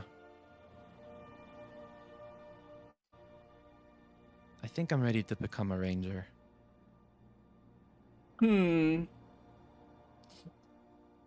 Well, I certainly can, easily enough. Although your current situation will make it a bit more difficult. Yeah. I have faith in you, and it is just in the very beginning stages. So if something happens, then I guess it happens. But I trust Nothing that will you will. happen. You see her kind of, you feel kind of like a chill upon the air. She states very directly. She smirks, like, kind of like, yeah, I got you. So yeah, I know. It'll just mean a bit of extra pain for you is all. She shrugs. I had a building fall on top of me, been beaten up, stabbed, shot, frozen, I guess. Frozen. I don't know. But yeah, I've been through some shit already, so she shrugs. Well, I suppose that is fair enough. Then she kind of takes her bowl of rice and sets it to the side, a shadow peeling itself from the floor to hold it for her. She flexes her hands. Well, I apologize in advance. And she's going to step forward and place a hand on your shoulder and place a hand on your belly. Mm-hmm. Deep breath, dearie. She gives her a reassuring smile and then takes a big, deep breath for her. Roll a con save. Woo! Okay. Natural one. That's 6. Mm. We're rolling very, very well right Okay. now. Wait, is there anything? Well, it's a good thing you have clones. Yeah. Yeah. Do I? Is this a? Am I concentrating on a spell? So, I'm not gonna mince words here. The second her fingers slither into your belly and pull out a specific organ, to keep it protected, you pass out. Fair enough. like just like it's out. You're like, oh. I think, and they're just out immediately. I think what it was is she wasn't anticipating that to happen, and that is what passes her out. She's just like, Oh. And and you wake up, your entire stat sheet can be readjusted. Yay, yippee! I will close that. All ranger, no wizard, and no You're rogue. right. Yeah. No, that's wrong. No more wizard. And as you come to, you see that she's flicking the blood off of her hands. And she looks down at you. You passed out. You took out my womb. I mean, I had to. It was the only way to keep it safe. Fair enough. What did you think was going to happen, dearie? I don't know. It wasn't the first time your hand was inside of me. I thought it was gonna be something like that. Look, I'm sure you'll get over it eventually. Yeah, no, that's fine. Oh, also, As long as- unlike with Renswell, I didn't adjust your height. Unless you want it to be adjusted, I can arrange for No. that. My small size is part of my striking features. I don't think the wife would like that. Fair enough. That's one of my redeeming qualities. She slowly sits up and rubs her head. Mel passes you a bottle of alcohol, a bottle of alcohol, and then she's like, "Oh no, wait, not this." And she takes it away, pulls out grape juice instead. Yeah, fair enough. She takes it and takes a big drink of it. It is very good grape juice. Well, it will take me some time to get adjusted with my new abilities, but I think you will be pleased with something that I have in mind.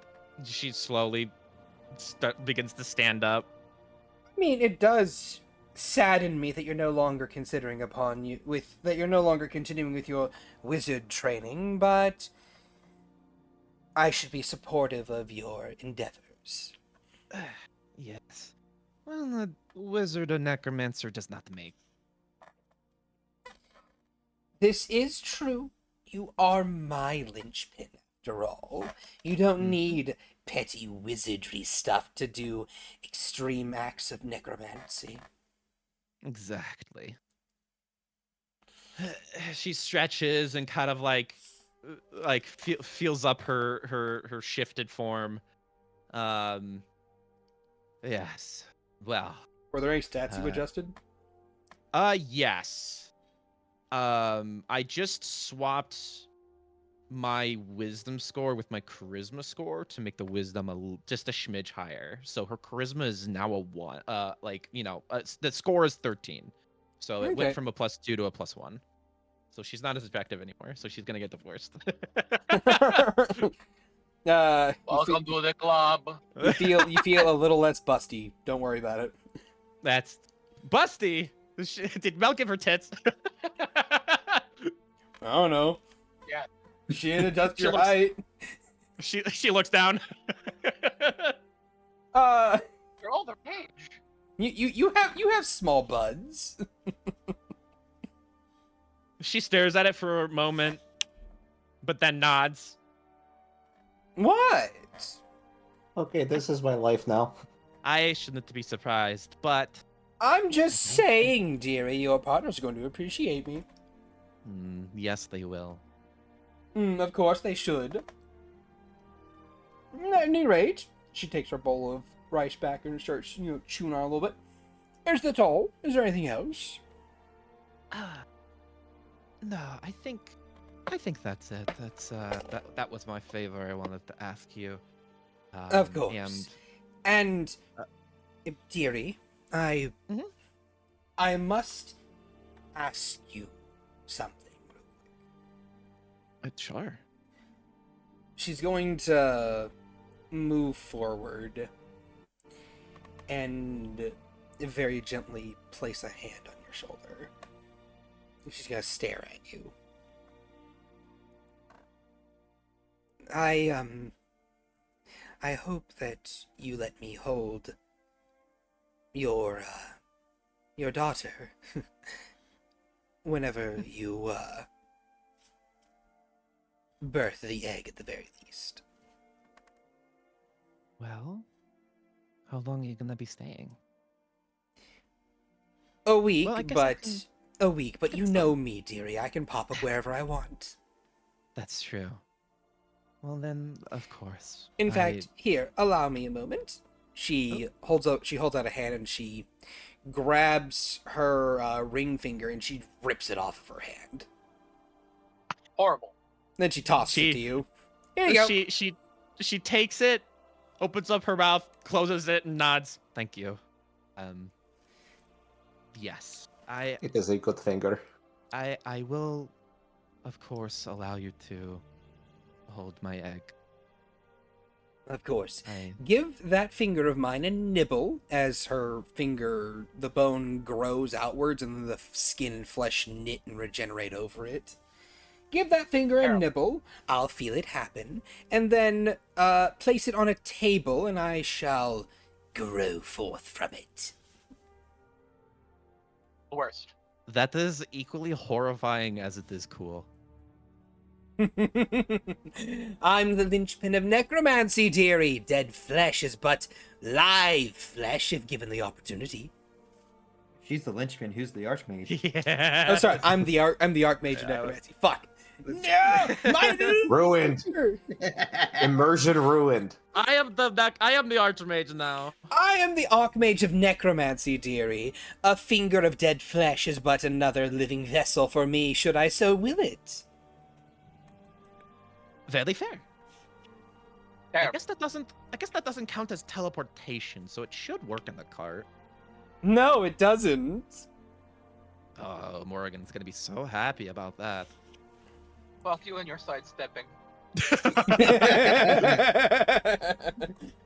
What? I'm sure everyone has regrown a limb every now and then. I can just reconstitute my entire body from a single fingertip.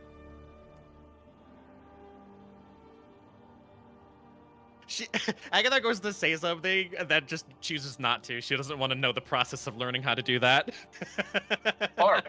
Her eyes Deplorable. gleam and she grins. Oh, I'm sorry. Is that a desire for secret knowledge I see within your eyes? Just a mild curiosity, but Well, first of all, dearie, you need at least 8th tier magic and the ability to cast a clone spell, as this is a semi-offshoot of it to a degree. well, I can do but I could do an 8th level spell once. Her translucent arms glow slightly. Oh, yes! That would really hurt. Yes, that would be not ideal. No, not in the slightest. I'm saving that for I'm gonna die anyway, so I might as well go out with a bang. Oh, that's my girl. She blushes. Stop. What? I can't help but be proud that you would be willing to sacrifice your own flesh and blood if it meant taking down your opponent. It is a very me move, but I would like to make a request. She'll reach forward and boop you on the nose. Don't do that. Live instead. Yes, 1000%. And I guess I had a feeling that would be a bit different and wouldn't trigger a clone spell. I feel like that would have, if I would have died from that process, I would have stayed dead. Oh, no. Necromantic backlash is not a thing to be trifled with. If you did die in the process of using your soul fire to fuel a spell, you're dead for good. Your soul was the source. Soulfire is so cool. Oh yes, it sounds very cool until you realize it's a very painful process. Yes, I have had my soul messed with on multiple occasions. Yes, I think I was responsible for a couple of them. Yes, and then I had a fairy rip out the connection and then stitch it back up.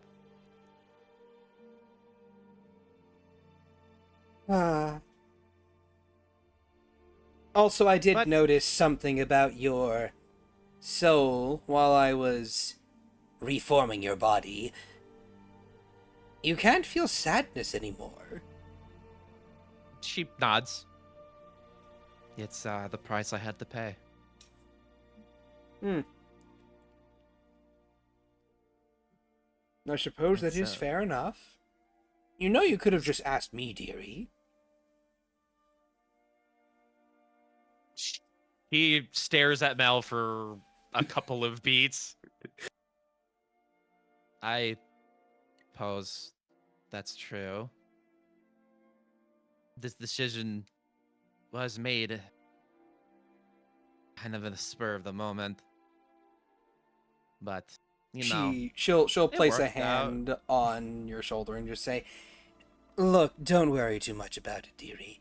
We can't all think of every contingency plan for every situation, but I will admit I am very proud that you did not ask me.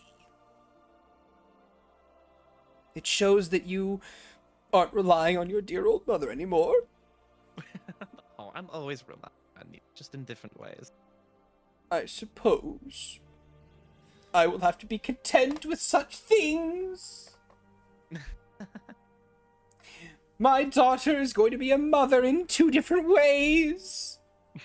Mother and father be quite I kind of can't wait to break the news so Rensoir can give Soren a stink eye and then immediately explain that it's not his.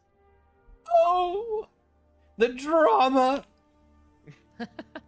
Please, hold the finger on a necklace where it can see things. I want to see this happen. I have to have something to drink my morning tea to. Okay. She like holds up her hands like, okay, all right, I'll wear you when I break that news. I guess I'll Good just have you girl. on to me because I have a feeling they're gonna see it happen, or at least they're gonna notice. The Yes. fact that the belly on a 1'9" kobold is not something to hide. Oh, of course not. Good girl at that, thank you. And she'll Yeah. give you a big hug and Yeah, squeeze you she'll tightly. hug back. Oh, my children are growing up. One of them has already rejected my mothership. Another has gotten a girlfriend, and another has already gotten married. Whatever am I going to do with all 3 of you? I don't know, but with Valen, we'll try to get him a bit on your side more, but that's gonna take a time and a miracle. Good fucking luck. Yes, of course. Oh, the wish spell does not work. And, of course, just do keep in mind that I want it to be his decision. Don't Oh, try to force yeah. things. Sometimes some wounds just cannot heal. I understand. Morrigan talked me into not being really upset that tried to bounce during the ceremony. Well, not during the ceremony, but during the celebration. Yes, which I was It will have to be appreciative of. his. Yeah. So, you know, I'll do my best, but it will be his decision. I'm just afraid that we're gonna have another Morrigan situation.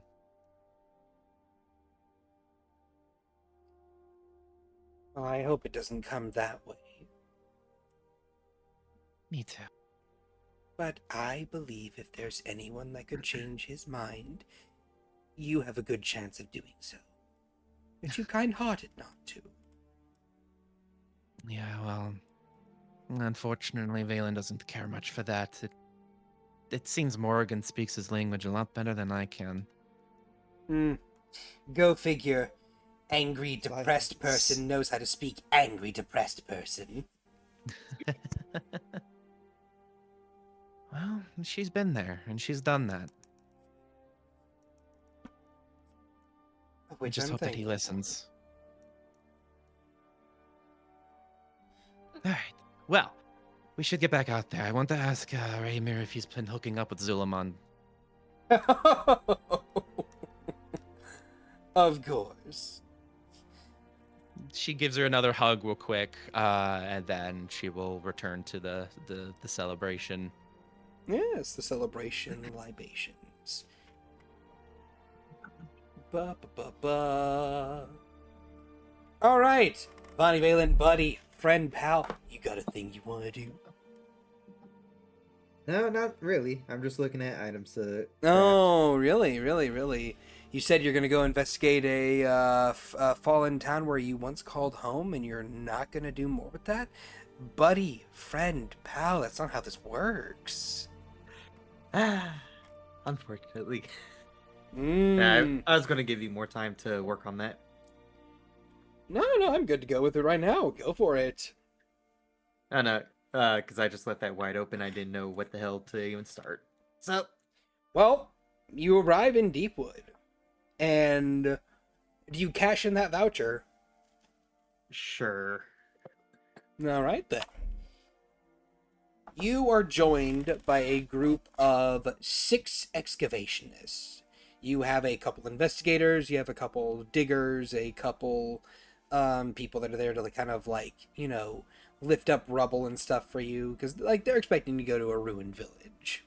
One that's a bit overgrown, has a lot of weeds on it and whatnot.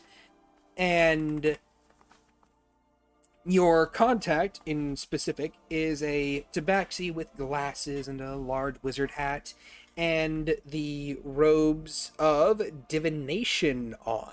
These blue robes that kind of flow down his tall body and his chest. He has this dark fur. He looks very nerdy with his circular glasses on his head, and a cute little patchwork of white on his face. Good evening, Sir Valen. You required us to, go forth on an expedition of sorts? Of sorts. I will say it's not particularly going to be pretty. You might find. Of course, sir. And what is it that we are to be looking for? Even I'm not sure. Then what is it you expect to find? Answers, hopefully. But I'm not really expecting to find anything. Probably a place to start looking for them. Of course. And by the by, my name is Lawrence. Yeah. And may I ask what we are investigating and how long this particular site has been left abandoned? Left abandoned. Most likely several years. The site being outskirts parts of a village. City. One of them. Mm-hmm. And you do not know how long this village has been inactive? No. Of course. Valen's just gonna points right where it was. Don't be surprised if you find mass graves, especially that of little ones. You see this man kind of blanch a little bit before nodding. Should we bring some clerics along to help put the dead to rest? If you feel like it. Some of them probably don't deserve it, but I'm not one to tell. I believe an ounce of prevention may be necessary, sir. Do what you will. Bring what you wish. He looks a little nervous, but nods, and then you see him kind of put his fingers to his temple as he flickers red, and then he points them outwards and sends off a spell. We shall have 2 more clerics accompany us within another half hour or so, sir. Alright.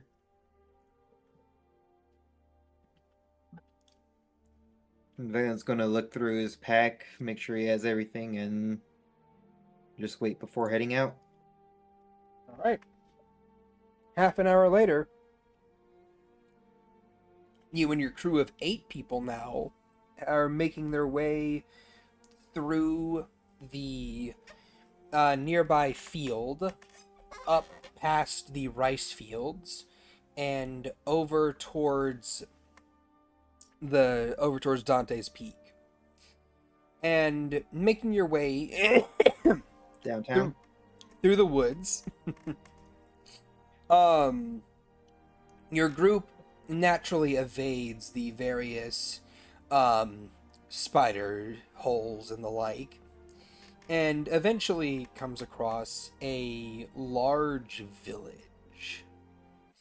The village itself is only a village in name, in that the dilapidated houses that look as if they are utterly ruined are the only things still standing here after a decade of unuse. The wooden buildings are almost rotted away from the constant rainfall and the growth of nature.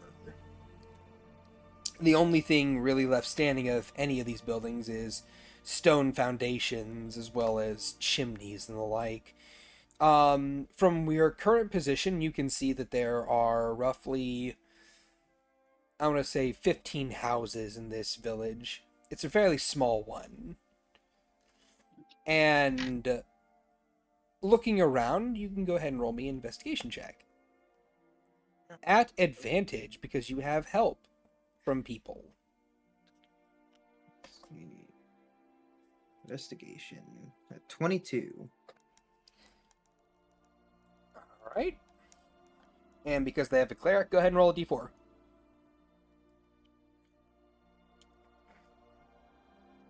26. Alright. So, you don't really find a lot among the rubble itself. You find a few chairs, a few tables, among a couple different houses. And in at least 4 of these houses, you find what look to be basements. And the basements are a lot more intact than the houses above because of their lower elevation. But these basements are not looking much better than the houses above. A lot of them seem to have been flooded at various points in time, and a few more still carry flooded waters inside of them. The interior of the first basement you delve into is... well, roll me a history check.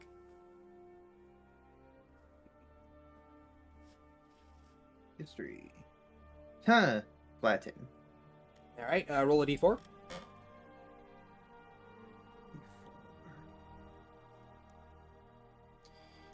11. Tragic. You look around this first basement cellar. This first basement cellar has a table in the center of it, and along the walls are various rusted tools that look utterly useless. In fact, it's very hard to tell what these tools once were. And you see on another nearby table what looks to be moldy sludge in a vague square outline. And you're probably able to ascertain that that probably was a book of some kind of research material that has just... it's dead. It's gone. No amount of prestige will help restore it. Nope. It is basically the entire manual is fused together into a slime.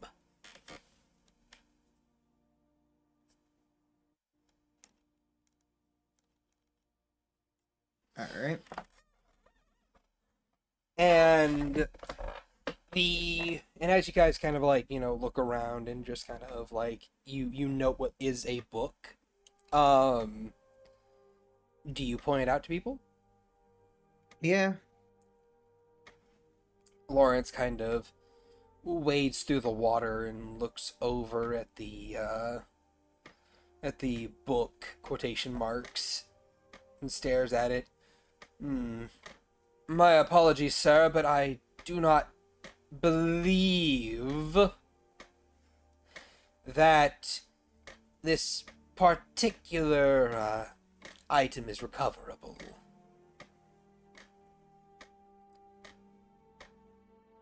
Even through supremely magical means. I figured. This isn't really my expertise. My apologies, sir.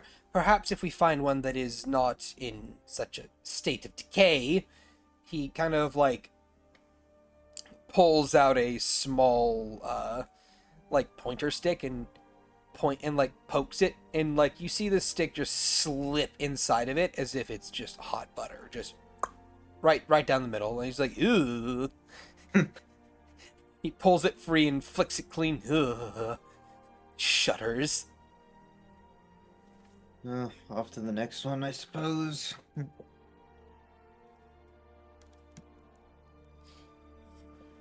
Yes, I suppose so, sir. My apologies again. And All's well. As I said, I don't expect to find much of anything. well, sir, we can always attempt. And you make your way to the second cell. And roll a history check on this one.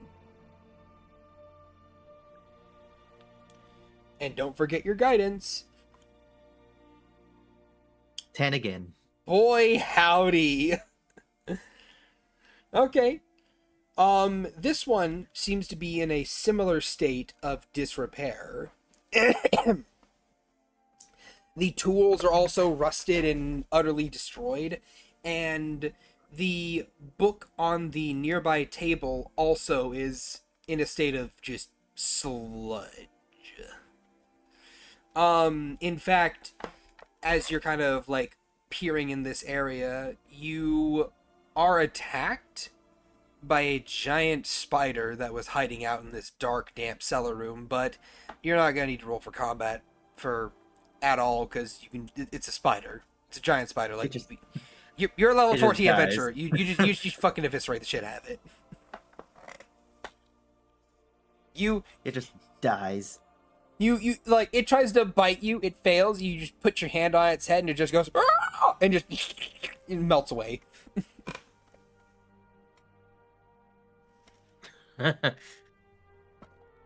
Alright. It's a good gift. It really is. And as you kind of, emerge from the basement, Lawrence looks at you like, you dealt with that spider quite handily, sir. Would you mind going in first to the next few cellars? Yeah, I don't mind. And off he goes. Thank you, sir. I'm sorry again. It's fine. You all have your job and I have mine. Of course, sir, and thank you again. Yeah. If you want, you can roll an insight. Here, insight. 11. You get the sense that Lawrence, like, he feels a little bad that as a representative of the college, he can't really do much to fight, and that literally the employer has to fight for him. But at the same time, he's also not really willing to risk his life to prove himself when you can very easily handle the job. Hence, he has his job. Valen has his. Yes. So, yeah. You make your way to the third basement. Another history check, if you would. as I roll a thing. Let's see another Ha. 10. 16. A little better. Okay. So this one also has a giant spider in it. You just dead, don't worry about it. And as you kind of like look around and kind of like look over to the wall of tools, you would get to roll a history check. No, not history. Medicine. Medicine. Okay. That's a lot better. Yes. All right. So you look at the tools across from you, and these tools are not as rusted and destroyed as the previous ones were. These tools look as if they are a little bit more easily understood what they are. These tools are used to rip apart muscles. You see needles that would presumably be paired with thread. You see large knives that are long and made for flaying. And as you're kind of like looking around this room, you kind of get the sense that whatever experiments they were doing in this room were related to basically ripping people's muscles apart and then stitching them back together and healing them. And as you kind of like look around and look over to the table, the book itself on the table, it is also mushy, but surprisingly not as mushy as the others had been. This basement seems to have been gotten into by the giant spider a bit quicker than the others, and as a result is a lot less damp and a lot less musty as a result, presumably from all the threads soaking up the water that would normally have gotten in otherwise. Do you So, think this one's any salvageable? Lawrence goes down and kind of like goes yeah at the giant spider before like skipping away and looking over towards the book. He peers at it for a little bit and pulls out his little poker stick and gives it a poke, and you see it only indents about half a centimeter inside. Oh, well, it'll be a bit hard to do, but it could be preserved. Salvaged to some degree, although I will note for you, sir, that the contents may be, they may not be all too good. Distorted or the contents Distorted, in general? sir. That's fine. Looks like I think I know whose house this was. I think. Of course, sir. He kind of snaps his fingers and a couple of his colleagues come down and they proceed to very carefully, very carefully attempt to scoop the book up into a preservation chamber. And they do so.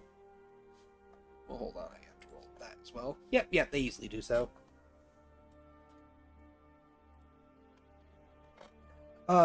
Shall we continue on to the fourth basement we located, or are we going to leave this here and attempt to search for those excavation sites?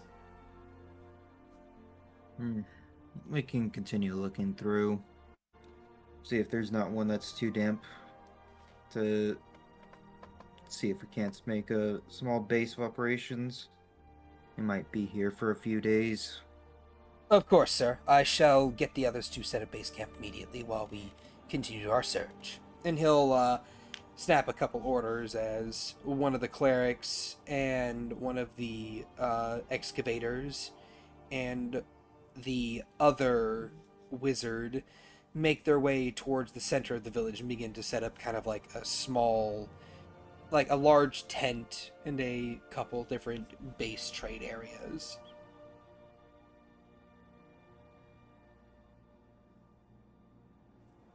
And yeah, you'll continue going basement to basement. All right. You go to the fourth and final basement. Roll for me another history check. Jesus. Well, I'm gonna give you advantage on this one. Another 10. And you look in this basement, and it's almost like walking down memory lane. You remember being strapped to this table. You remember your bones being broken by the large mallet hammer that is hanging from the wall, rusted and looking like it's about to fall apart. And then being fixed afterwards.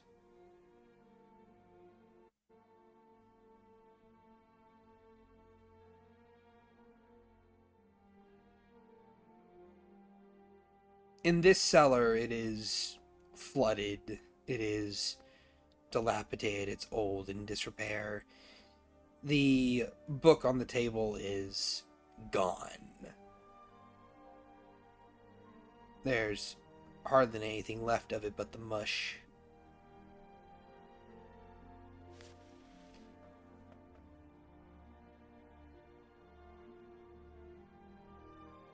And as you stare at this table, in kind of silent contemplation, Lawrence steps inside and looks around before walking over to you.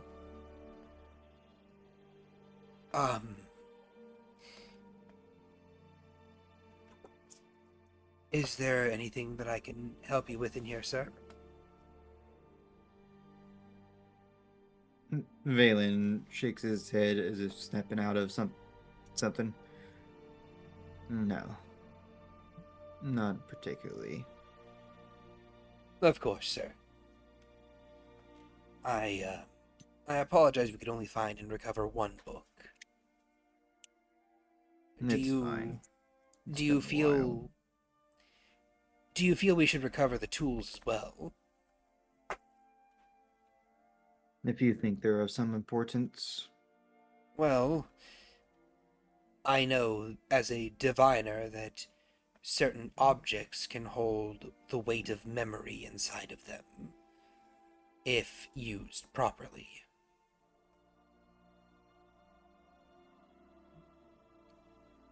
But, Drillon might take interest in them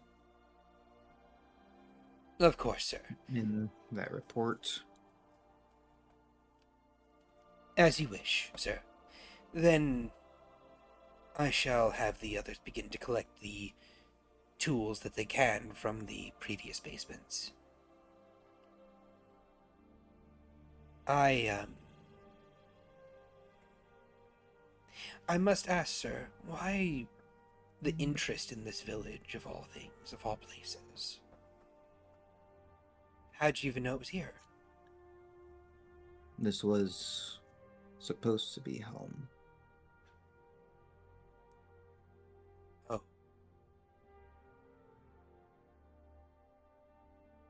He kind of, his ears kind of like flatten and he looks down to the right and over at the implements on the wall and the table itself. And then he's going to look over to you and he will roll an insight. Yes. How does 12 look? Valen is not really hiding it that it's pain, but not in a I miss it kind of pain. It's more of a this is a place that I did not want to return to. That if it wasn't for the survey team, he'd probably burn it down himself. Even more so than it already is. Lawrence nods. And then he turns to face you. Would you like a hug, sir? No, fine. It is what it is. Of course. If you need someone to talk to, you can always talk to me, sir. It's cute that you think I talk.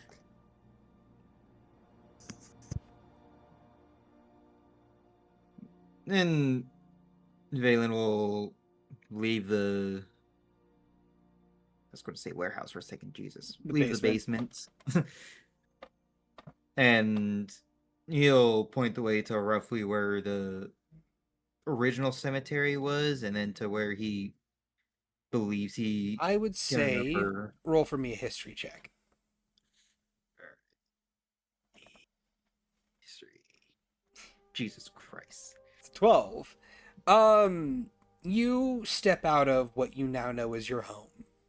And you look left and right, and you can kind of see a vague image of the village that used to stand here.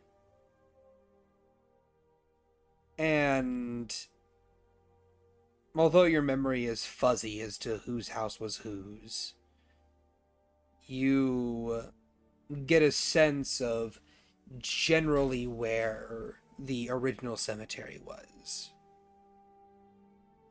You kind of turn left and begin walking with Lawrence in tow as the two of you make your way further down and outside of the village. And after about, I want to say, a half a mile of walking, you do arrive at a cemetery.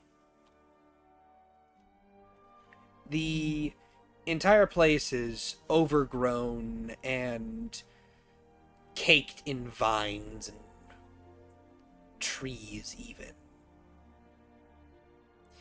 The only thing that denotes it being a cemetery is quite literally your recollection of it and the few remaining headstones that are there, which have no names because of the erosion of time.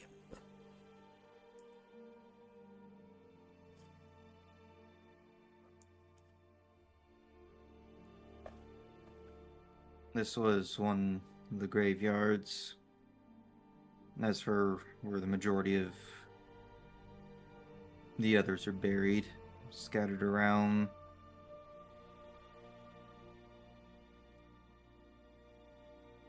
Well, Probably not buried too deep. of course, sir. We'll figure it out. I want you to know that I'm not going to stop until I find everything that you think we should. If you don't find anything, then that's fine. Closes one piece before I move on to the next. Of course, sir.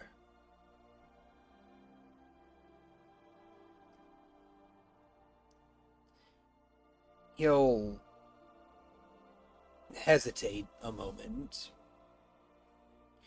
before saying, "Would you care for a drink, sir?" Not right now. Of course, sir. Then, shall we return to the village? Valen will nod and head back that way. While the two of you are walking, Lawrence kind of pauses a moment before saying,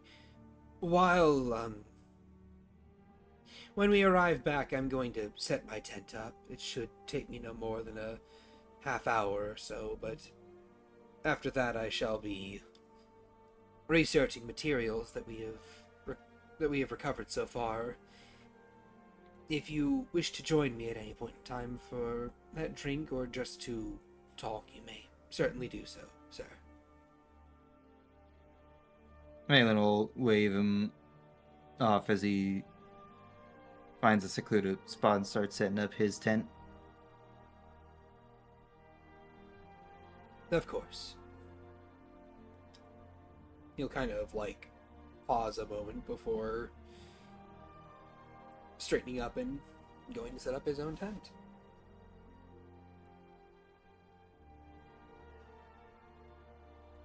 You set up your tent in silence. No, none of the excavation crew seems to bother you. Not for lack of caring, but more so in the sense of they can't help but feel as if there's something about you in this place. So they just kind of let you be on your own.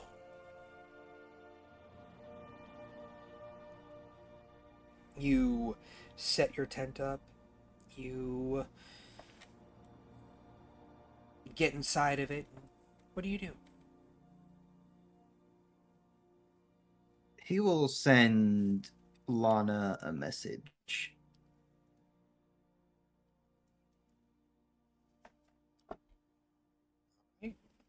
What do you send her? Hunting for answers.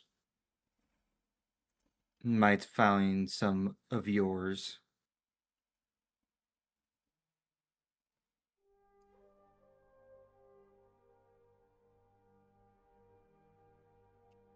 Is that all? Yeah, that's everything.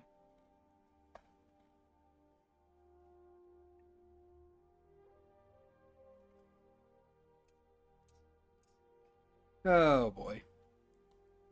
Roll me a general charisma check. No guidance. No guidance. Jesus Christ. Rolling like dog shit. It's Valen. He always rolls dog shit. That's fair. Man. Even Roll20 doesn't want any story being built up for Valen. So, her response is, all right, thanks, I guess. I didn't think you cared. But I hope it works out for you. And that's her response.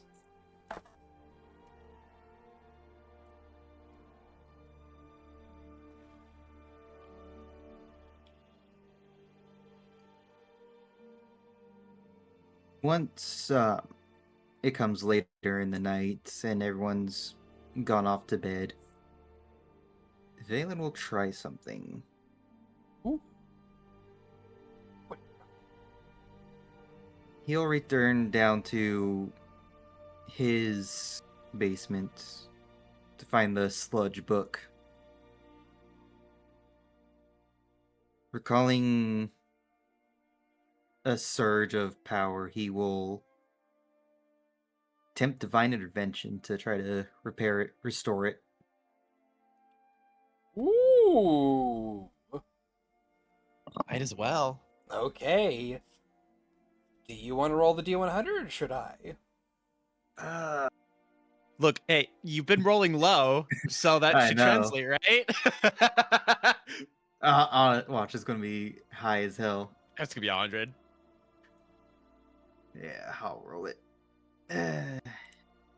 Nope. All right. So, I'm going to ask It you, doesn't- buddy. Give me a high or low. Give me a low. Yikes! All right. Valen can't have shit. Valen So- can't roll good. You place your hand on this sludge mold of a book. And you will for divine intervention. You will for this book to be restored. So you can at least read what it had inside. And you concentrate, you pray, you will for it so hard. But nothing happens. The book remains as it is.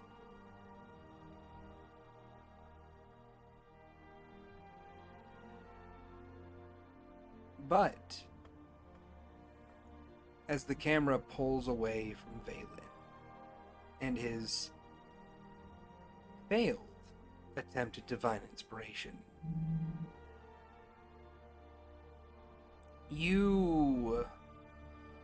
the camera pulls away and goes to one of the previous basements that was left,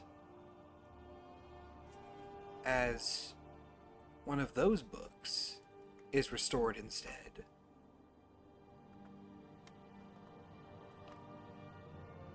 A faint glow of magic filtering around this amorphous blob as the pages are rewritten, the form rebound, the book left onto the table as it had been all those years ago. And that is where we will end session for today.